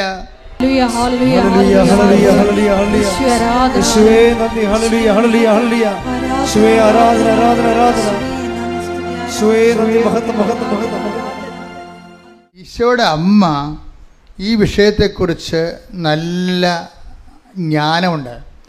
അതുകൊണ്ടാണ് പല വിഷയങ്ങൾക്കും ഈശോയുമായിട്ടുള്ള ഇഷ്യൂസും ഉണ്ടാകുമ്പോഴും അമ്മ എന്തു ചെയ്യും? ഹൃദയത്തിൽ സംഗ്രഹിച്ച് കളയും. എന്ന് വെച്ച് കഴിഞ്ഞാൽ അതിനെക്കുറിച്ച് ഇഷ്യൂ ഡെവലപ്പ് ചെയ്തെടുക്കത്തില്ല. എന്താ കാര്യം? ഇതിനെല്ലാം അപ്പായുടെ പേരിൽ അന്ന് പറഞ്ഞതാണ്. എന്താ പറഞ്ഞത്? ഇതാ കർത്താവിൻ്റെ ദാസി എന്ന് പറഞ്ഞു. തെരുവാർത്താവിനായിപ്പോയി. ഇതാ കർത്താവിൻ്റെ ദാസി, നിൻ്റെ വചനം പോലെ എന്നിൽ നിറവേറട്ടെ. അത് തന്നെയാണ് ഉടമ്പടി. അതിന്നാണ് ഉടമ്പടി വരണത്. അവൻ പറയണത് പോലെ ചെയ്യുക എന്ന് പറയണതും നിൻ്റെ വചനം പോലെ നിറവേറട്ടെ. അതുകൊണ്ടാണ് നമ്മളിതിന് മരിയൻ ഉടമ്പടി എന്ന് വിളിക്കണത്. എന്താണ്? അമ്മയുടെ നിലപാട്, വിഷയങ്ങളോട് ഒരു മരിയൻ നേച്ചർ, മരിയൻ പെരുമാറ്റ ശൈലി, ഒരു ജീവിത സമീപനമായി സ്വീകരിക്കുന്നവരാണ് ഉടമ്പടി എടുക്കുന്നവർ. കുറേ വിഷയങ്ങളുണ്ടാകും നമ്മുടെ ജീവിതത്തിൽ. പല വിഷയങ്ങൾക്ക് ഉത്തരം ചിലതിന് കാത്തിരിക്കേണ്ടി വരും. നമ്മൾ കർത്താവ് കാത്തിരിക്കുക എന്ന വാക്ക് ഒത്തിരി പ്രാവശ്യം ഉപയോഗിച്ചതാണ്. ചില വിഷയങ്ങൾക്ക് കാത്തിരിക്കേണ്ടി വരും. അതുകൊണ്ട് ധൃതി ഉണ്ടാകരുത്. ദൈവവുമായിട്ടുള്ള റിലേഷൻസിൽ എപ്പോഴും ധൃതി കുറഞ്ഞിരിക്കണം. ധൃതി, പരവേശം, കമ്പാരിസൺ, ഇതെല്ലാം ഉടമ്പടിയിൽ നമ്മൾ ഡിസ്കസ് ചെയ്യുന്ന വിഷയങ്ങളാണ്. മറ്റുള്ളവരുടെ പാത്രത്തിട്ട് നോക്കി അവർക്കത് കിട്ടി, ഇത് കിട്ടി, ഞാൻ ദൈവത്തോട് വർഷങ്ങളായിട്ട് നടക്കുന്നതാണ്, എന്നിട്ട് എനിക്കൊന്നും കിട്ടിയില്ല, ഞാൻ അവിടെ മുമ്പ് ചെറുതായി, കൊച്ചായി. ഇതിനൊക്കെ ദൈവം അഹങ്കാരികളെന്ന് പറയും. അഹങ്കാരി ഇത് ദൈവമായിട്ട് ഇടപെടുമ്പോൾ എപ്പോഴും ഇത് കമ്പാരിസൺ കുറക്കണം. ഒരിക്കലും ഒരു വ്യക്തിയുമായിട്ടും അത് കുറക്കണമെന്ന് ഞാൻ പറഞ്ഞാൽ നിങ്ങൾക്ക് കുറക്കാൻ പറ്റത്തില്ല. കാര്യം നിങ്ങളുടെ അസ്ഥിക്ക് പിടിച്ചിരിക്കുന്ന സാധനമാണ് അഹങ്കാരം എന്നുള്ളത്. ഞാൻ ഒത്തിരി അഹങ്കാരിയെ ട്രീറ്റ് ചെയ്തിട്ടുണ്ട്, പക്ഷെ പരാജയപ്പെട്ടിട്ടുണ്ട്. ദൈവം എന്തെങ്കിലും അവർക്കൊരു അഭിഷേകം കൊടുക്കണവരെ അവരഹങ്കാരത്തെ തുടരുന്ന ഞാൻ കണ്ടിട്ടുണ്ട്. ദൈവം ആന്തരിക ബോധ്യമാണ്. എളിമയെന്ന് പറയണത് ഒരു ready to eat instant breakfast പോലെ നമുക്ക് കിട്ടുന്ന സംഭവമല്ല. പരിശുദ്ധാത്മാവ് നിറയുമ്പോൾ ഒരു വ്യക്തിയുടെ ആന്തരിക മേഖലകളെ ദൈവം ഏറ്റെടുക്കും. അപ്പോഴാണ് പഴയതെല്ലാം കടന്നു പോണതും പുതിയത് വരണതും പുതിയ മനുഷ്യനാകണതും. ഉടമ്പടി പലപ്പോഴും നമ്മൾ ശ്രദ്ധിക്കേണ്ടത്, ഉടമ്പടിയിലെ നിയോഗമെന്ന് പറയണത് ശരിക്കും പറഞ്ഞാൽ ഭൗതിക നിയോഗം അതിലുണ്ട്, ഇല്ലെന്നല്ല. പക്ഷേ അതുപോലെ തന്നെയുണ്ട് ആധ്യാത്മിക നിയോഗം.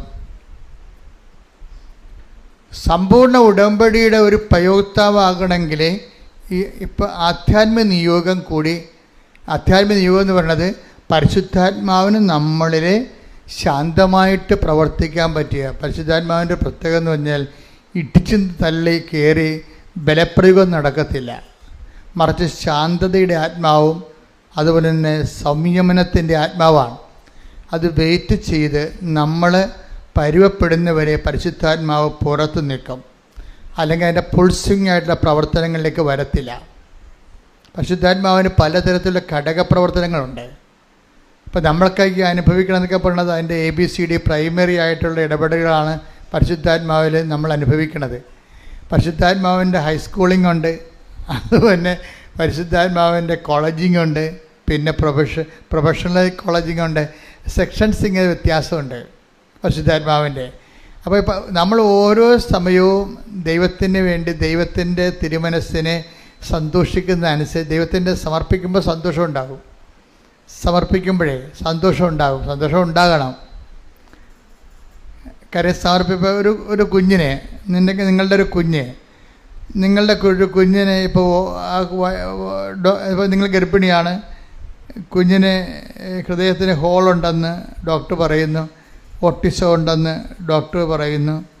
അപ്പോൾ ഒന്നേ ടെർമിനേറ്റ് ചെയ്ത് കളയണമെന്ന് നിങ്ങൾ പറയും, ഡോക്ടർ പറയും ചിലപ്പോൾ. അപ്പോൾ നിങ്ങൾ വന്ന് എന്നോട് ചോദിക്കും ടെർമിനേറ്റ് ചെയ്യണോ വേണ്ടിയെന്ന്. അപ്പോൾ കർത്താവ് എനിക്ക് തന്നൊരു മെസ്സേജ് അനുസരിച്ച് ഞാൻ നിങ്ങളോട് സംസാരിക്കും. ആ 90% ടെർമിനേറ്റ് ചെയ്യുന്നത് കളയേണ്ടെന്നേക്കെ പറയത്തുള്ളൂ. അപ്പോൾ റിസ്ക് എല്ലാം ആടുക, എൻ്റെതും നിങ്ങളുടേതും ആകും. കാര്യം എന്നിലൂടെയാണല്ലോ കർത്താവ് അത് പറഞ്ഞിരിക്കുന്നത്. നിങ്ങൾക്കും ആ റിസ്ക് ഉണ്ടാകും. അപ്പോൾ ഞാൻ ചോദിക്കും, ഈ റിസ്ക് എടുക്കാൻ നിങ്ങൾ തയ്യാറാണോ? കാര്യം എന്താണ്, ഇവരുടെ വയറ്റിലെ കുഞ്ഞ് ഓട്ടിസത്തിൻ്റെ കുഞ്ഞാണെന്ന് ഡോക്ടർ മെഡിക്കൽ സയൻസ് പറയുകയാണ്. അപ്പം മെഡിക്കൽ സയൻസാണ് അന്തിമ വാക്കെന്ന് ധരിക്കുന്നവർക്ക് ആ മെഡിക്കൽ സയൻസിൻ്റെ ആയിട്ടുള്ള ഫലങ്ങളാണ് ഉള്ളത്. മെഡിക്കൽ സയൻസ് അല്ല അന്തിമ വാക്ക്, കർത്താവിൻ്റെ വചനമാണ് അന്തിമ വാക്കെന്ന് പറഞ്ഞിരിക്കുന്നവർക്ക് കർത്താവിൻ്റെ വചനത്തിൻ്റെ ഫലമാണുള്ളത്. അതാണ് ബൈബിളിൻ്റെ ഒരു രീതി. അതാണ് പ്രവാചകനെ പ്രവാചകനെന്ന് വിളിക്കുന്നവർക്ക് പ്രവാചകൻ്റെ പ്രതിഫലം.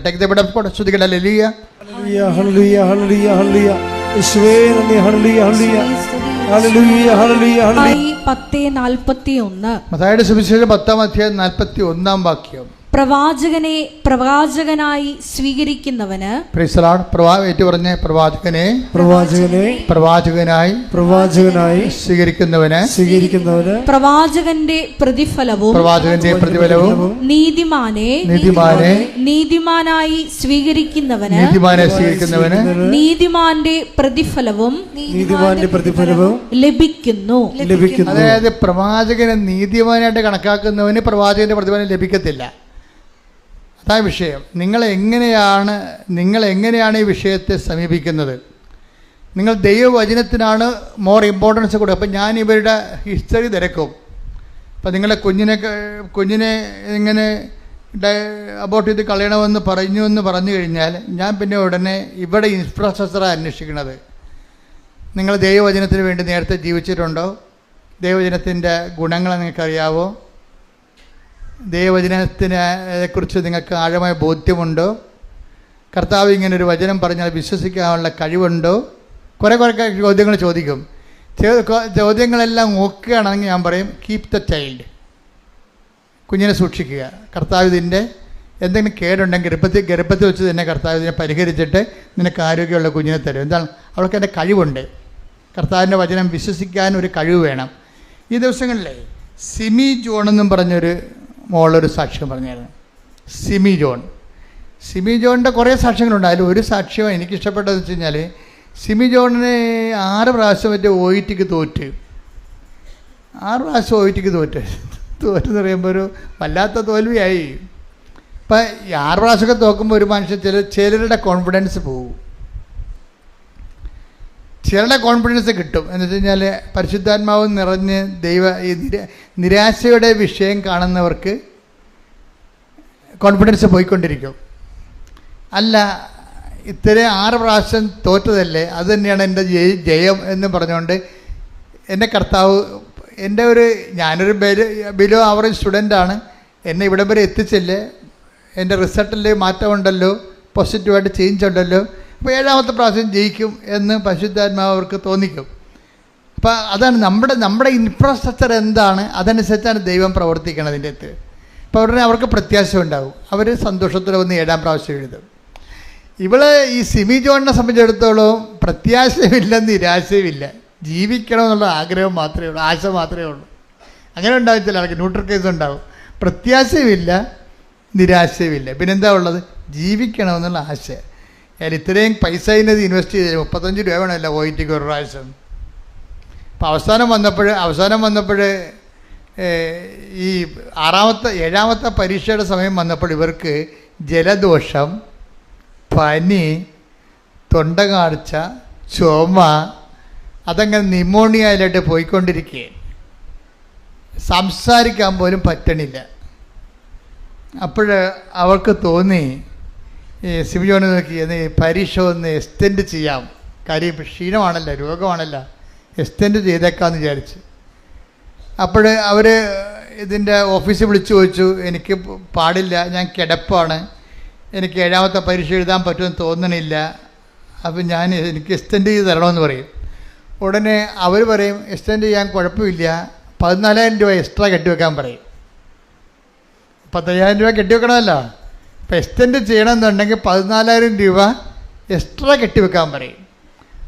അപ്പോൾ അതോടുകൂടി പറഞ്ഞ് അവൾ ഭയങ്കര പാവപ്പെട്ട പെണ്ണാണ്, അതുകൊണ്ട് അത് പൈസ ഇല്ല. കാര്യം ഇത്രയും എഴുതിയില്ലേ, 35 രൂപ വെച്ച് 6 പ്രാവശ്യം ഓൾറെഡി കൊടുത്തു. ഇപ്പോൾ എക്സ്റ്റെൻഡ് ചെയ്യാൻ വന്നപ്പോൾ വീണ്ടും ആ 35 കൂടെ വേറെ ഒരു 15 എന്ന് പറയുമ്പോൾ 49,000 രൂപ വരും. അപ്പോൾ ആ പൈസ വീട്ടിലില്ല. അപ്പോൾ അവൾ എന്ത് ചെയ്യും? കർത്താവിനോട് പറയാം. അപ്പം അവളെ മാതാവിനോട് ഈ 6 പ്രാവശ്യം തോറ്റെങ്കിലും ഇപ്പം ഈ കാലത്ത് പുതിയ കാലം അവസാനമായപ്പോൾ ഉടമ്പടിയൊക്കെ എടുത്ത് മാതാവുമായിട്ട് ഒരു ഡയലോഗിങ് കണ്ടീഷനിലൊക്കെ ആയിട്ടുണ്ട് ആൾ. അപ്പോൾ മാതാവിനോട് പറയും, അമ്മേ കാശില്ലല്ലോ, എനിക്ക് എഴുതാനും പറ്റത്തില്ല, എനിക്ക് കാശ്. ഉടമ്പടിക്കുള്ളൊരു ഗുണമെന്ന് പറയുന്നത് സെൽഫ് ഡയലോഗ് ഭയങ്കരമായിട്ട്. ഉടമ്പടിയുടെ ഒരു ഗുണം അതാണ്. ബയലാട്ടർ ഉടമ്പടിയല്ലേ. ഉടമ്പടി എന്ന് പറഞ്ഞാൽ എന്താണ്? ബയലാട്ടർ എഗ്രിമെൻ്റ് അല്ലേ. അപ്പോൾ അമ്മയുടെ മധ്യസ്ഥത്തിലല്ലേ.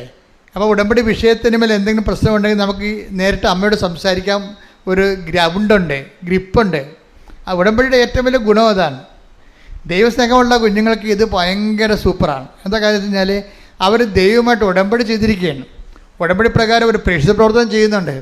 ഉടമ്പടി പ്രകാരം അവർ ഉപവി പ്രവർത്തനങ്ങൾ ചെയ്യുന്നുണ്ട്, പ്രാർത്ഥനാ ജീവിതം നയിക്കുന്നുണ്ട്, വിശുദ്ധ ജീവിതം നയിക്കുന്നുണ്ട്. പക്ഷേ അവർക്ക് കഴിവില്ല, കപ്പാസിറ്റി ഇല്ല, മെരിറ്റില്ല. പക്ഷേ ഇപ്പോൾ എന്നാ പറ്റി?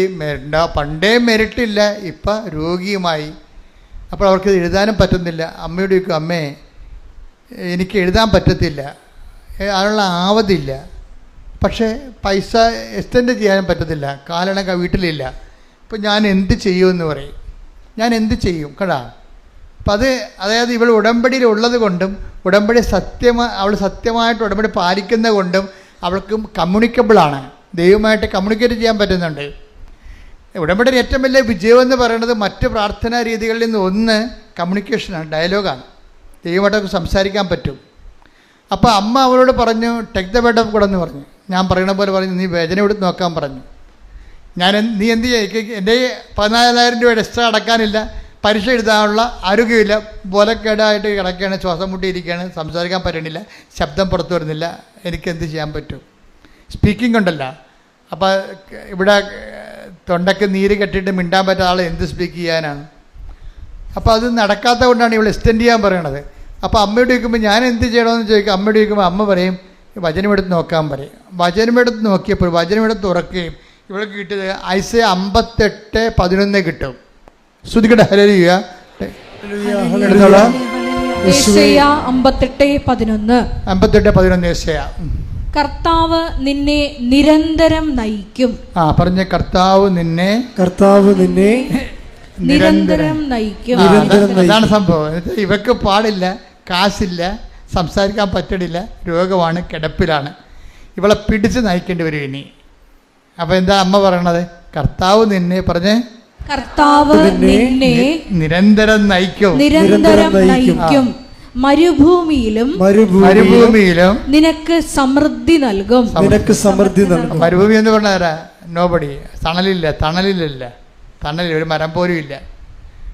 അപ്പോഴങ്ങനെയുള്ള സ്ഥലത്ത് മരുഭൂമി വിജനമായൊരു സ്ഥലമാണ്, ആരും സഹായിക്കുന്നില്ല. അപ്പോൾ മരുഭൂമിയിലും വിജനമായ സ്ഥലത്തും എന്താണ്? നിനക്ക് സമൃദ്ധി നൽകും.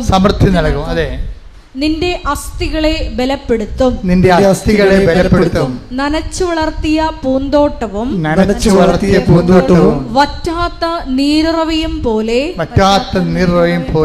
ആകും നീ. ഇത് വചനം കേൾക്കുമ്പോഴേ ഈ സിമി ജോണിന് പ്രത്യേകിച്ച് അനോയിൻറ്റഡ് ആവും, പെട്ടെന്ന് അനോയിൻറ്റഡ് ആവും. അതാണ് ഈ വചനത്തിന് ഈ റീഡിങ് അനോയിൻമെൻ്റ് എന്ന സംഭവമുണ്ട്. നിങ്ങൾ ചുമ്മാ പേപ്പർ വായിക്കണ പോലെയും മണക്കുമാസ പുസ്തകം വായിക്കണ പോലെയും വചനം വായിച്ചിട്ടാണ് റീഡിങ് അനോയിൻമെൻ്റ് എന്ന് പറഞ്ഞ പവർ. കാര്യം ഇത് ഹൈ ടെമ്പർ ഹോളി സ്പിരിറ്റിലാണ് വചനം എഴുതിയിരിക്കുന്നത്. ഇതിൽ വായിക്കുമ്പോൾ തന്നെ ആ നമ്മുടെ ഫോർമാറ്റ്, പരിശുദ്ധാത്മാവിൻ്റെ ഫോർമാറ്റ് കറക്റ്റാണെങ്കിൽ, അതുകൊണ്ടാണ് ഞാൻ നിങ്ങളോടൊരു വിശുദ്ധ ജീവിതം നയിക്കാൻ ആവശ്യപ്പെട്ടിരിക്കുന്നത്. എന്താ കാര്യം? ഇത് വായിക്കുന്ന സമയത്ത് തന്നെ ഇതിൻ്റെ പവർ നമ്മളിലേക്ക് അടിക്കും. ഇപ്പോൾ സിമി ജോൺ പറയണത്, ഇത്രയും കേട്ടപ്പോൾ ഞാൻ ഓക്കെ ആയി, പെടൽ കണ്ടിച്ചാലും ഞാൻ എഴുതുമെന്ന് പറഞ്ഞു. അതാണ് വിഷയം. തീരുമാനമായിട്ട് ആരുമില്ല, ഒരു അച്ഛനും ഇല്ല, കൗൺസിലറും ഇല്ല, ആരുമില്ല, കർത്താവ് അവളും മാത്രമേ ഉള്ളൂ. എന്താ ഇത്രയും കേട്ടപ്പോൾ? എന്താണ്? മരുഭൂമിയിൽ ഞാൻ നിന്നെ സന്ധിക്കും. പിന്നെ എന്തൊക്കെയാണ് പറയണത്? കുറേ കാര്യം പറയുന്നുണ്ട്. എന്താണ്? വായിച്ചോളൂ. കർത്താവ് നിന്നെ നിരന്തരം നയിക്കും. കർത്താവ് നിന്നെ നിരന്തരം നയിക്കും. ഇനി നിന്നെ പരീക്ഷ വരെ നിനക്ക് പാടില്ലല്ലോ, നിന്റെ മെറിറ്റ് എല്ലാം പോയി. സംസാരിക്കാൻ സ്പീക്കിങ്ങിനുള്ള ആളിന് സംസാരിക്കാൻ പോയി പറ്റണില്ല. അപ്പോൾ ആ ഒരവസ്ഥയായി. പിന്നെ എന്താണ്? ഇനി നയിക്കണത് ആരായിരിക്കും? കർത്താവ് നിന്നെ പറഞ്ഞേ, കർത്താവ് നിന്നെ നിരന്തരം നയിക്കും. നിരന്തരം കൈയടിക്കട്ടെ, ആരാധനയും സ്തുതിയും പുകഴ്ചയും ഉണ്ടായിരിക്കട്ടെ. അപ്പൊ എപ്പോഴും ഉടമ്പടി എടുത്ത് ഉറങ്ങി ജീവിക്കുന്ന ആൾക്കാർ ശ്രദ്ധിക്കണം കേട്ടോ. നിങ്ങളൊന്ന് ഉണരണം. നിങ്ങളെ കൊണ്ടുവന്ന് ഇടിച്ചു തല്ലി കൊണ്ടുവന്ന് ചെയ്തിരിക്കുന്ന സംഭവമല്ല. ഉടമ്പടി ജീവിത ഫോർമാറ്റിലേക്ക് സത്യസന്ധമായിട്ട് നിങ്ങൾ ഉടമ്പടിയിലേക്ക് ഇറങ്ങി വരുമ്പോൾ ദൈവം ആരാണെന്ന് നിങ്ങൾ അറിയും. ഇവരോട് എന്താ പറഞ്ഞിരിക്കണത്? ഇനി നീ പോകുന്നത് നിൻ്റെ എക്സ്പെൻസിലല്ല, എൻ്റെ എക്സ്പെൻസിലാണ്. നിന്നെ കൈപിടിച്ച് ഞാൻ നിരന്തരം നയിക്കും. നിന്നെ കൈപിടിച്ച് ഞാൻ നിരന്തരം നയിക്കും എന്ന് വെച്ച് കഴിഞ്ഞാൽ നീ ജയിച്ച് തിരിച്ച് ജോലി കിട്ടുന്നവരെ ഞാൻ നിന്നെ നയിച്ചുകൊണ്ട്. നിരന്തരം എന്ന് പറഞ്ഞിരിക്കണതേ ഭയങ്കരമാണ് ശരിക്കും പറഞ്ഞാൽ. അതുകൊണ്ട് ദൈവത്തിൻ്റെ ഒരു കൂറ് വഴി നടത്തൽ നിങ്ങൾക്ക് അവകാശമാക്കാനുള്ള യോഗ്യതയുണ്ട്. പക്ഷെ അവകാശമാക്കാനുള്ള പരിശ്രമം നിങ്ങളുടെ ഭാഗത്ത് നിന്ന് ഉണ്ടാകണം. ടെക്നിക്കലായിട്ട് ഗിമ്മിക്കുകൾ കാണിച്ചാലും ദൈവം വഴിപ്പെടത്തില്ല. എന്നാൽ പത്രം കൊടുക്കണം. ശരി, പത്രം കൊടുത്തേക്കാം. എത്ര ഉണ്ട്? 18. 18 പേർക്ക് കൊടുക്കുക. തീർന്ന്. പിന്നെന്താ പറഞ്ഞ അച്ഛൻ എന്താ പറഞ്ഞത്? അച്ഛൻ പറഞ്ഞ കാരുണ്യപ്പെടുന്ന ശരി, ഇത് വർക്കൗട്ട് ചെയ്തില്ല. മര്യാദയ്ക്ക് ദൈവത്തോടാണ് ഈ ഉടമ്പടി ചെയ്തിരിക്കണത്. ദൈവം എന്നെ തൻ്റെ കൂടെ ജീവിക്കാൻ വേണ്ടി വിളിച്ചിരിക്കുകയാണ്. ഞാനിനി എൻ്റെ ജീവിതകാലം ദൈവത്തിന് ഒപ്പിച്ച് ജീവിക്കും എന്ന് ആദ്യമേ തന്നെ തീരുമാനിക്കണം. കാര്യം ഉടമ്പടി ബന്ധമല്ലേ. അല്ലാതെ നീ വിചാരിക്കണത്, നീ ഇപ്പുറത്ത് തന്നെ പറയണത് പാസ്സാകണ വരെ ഇങ്ങനെയൊക്കെ കറങ്ങി നടക്കാമെന്ന് വിചാരിക്കും, അല്ലെങ്കിൽ ജോലി കിട്ടണ വരെ എന്നൊക്കെ നിൻ്റെ മനസ്സിലുണ്ടാകും. നിന്നെ തോൽപ്പിക്കണത് നിൻ്റെ ഉള്ളിലുള്ള നീ തന്നെയാണ്. കാര്യം നിൻ്റെ മനസ്സിലുള്ളതെല്ലാം ദൈവത്തിന് റീഡ് ചെയ്യാൻ പറ്റുന്നുണ്ടല്ലോ. നീ വിചാരിക്കണത് എന്താണ്? ഉടമ്പടിയില്ലേ, കുഴപ്പമില്ല, 90 ദിവസം 90 ദിവസം നോക്കിയാൽ മതിയല്ല. 90 ദിവസം നോക്കിയാൽ മതിയല്ല. നീ എന്ത് നോക്കാൻ പോവുകയാണ്? നീ ഏതാണ്ട് ദൈവത്തിന് ഏതാണ്ട് വലിയ ഔദാര്യം ചെയ്യാൻ പോവുകയാണ്. എന്താണ്? തിന്മ പ്രവർത്തിക്കാതെ ഇരുന്നോളാം ദൈവത്തിന് വേണ്ടി. എന്തോ നീ തിന്മ പ്രവർത്തിക്കാതിരുന്നു കഴിഞ്ഞാൽ ഇല്ലെങ്കിൽ ദൈവം ഉണ്ടാകത്തില്ല. അപ്പോൾ നീ ഇങ്ങനെ വെച്ച് നിൻ്റെ പാപം വെച്ച് ദൈവമായിട്ട് വിലപേശരുത്.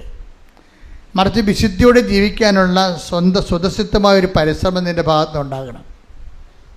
സ്വതസിദ്ധമായ പ്രവർത്തനം.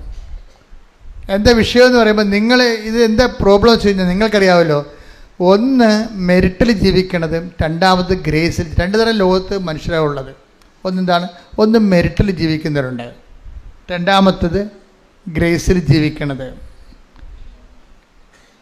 മെറിറ്റിൽ ജീവിക്കണമെന്ന് പറയുമ്പോൾ അവരുടെ ആരോഗ്യം, അവരുടെ കഴിവ്, അവരുടെ ഗുണ്ടായിസം, അവരുടെ വൃത്തികെട്ട കൂട്ടുകൾ, അവരുടെ കഞ്ചാവ് സെറ്റുകൾ, അവരുടെ ഊളക്കൂട്ടുകെട്ടുകൾ, അവരുടെ വർത്തമാനങ്ങൾ, അവരുടെ ഉപദേശങ്ങൾ, അങ്ങനെയൊക്കെ കേട്ടിട്ട് ഇങ്ങനെ ജീവിക്കുന്ന ആൾക്കാരുണ്ട്.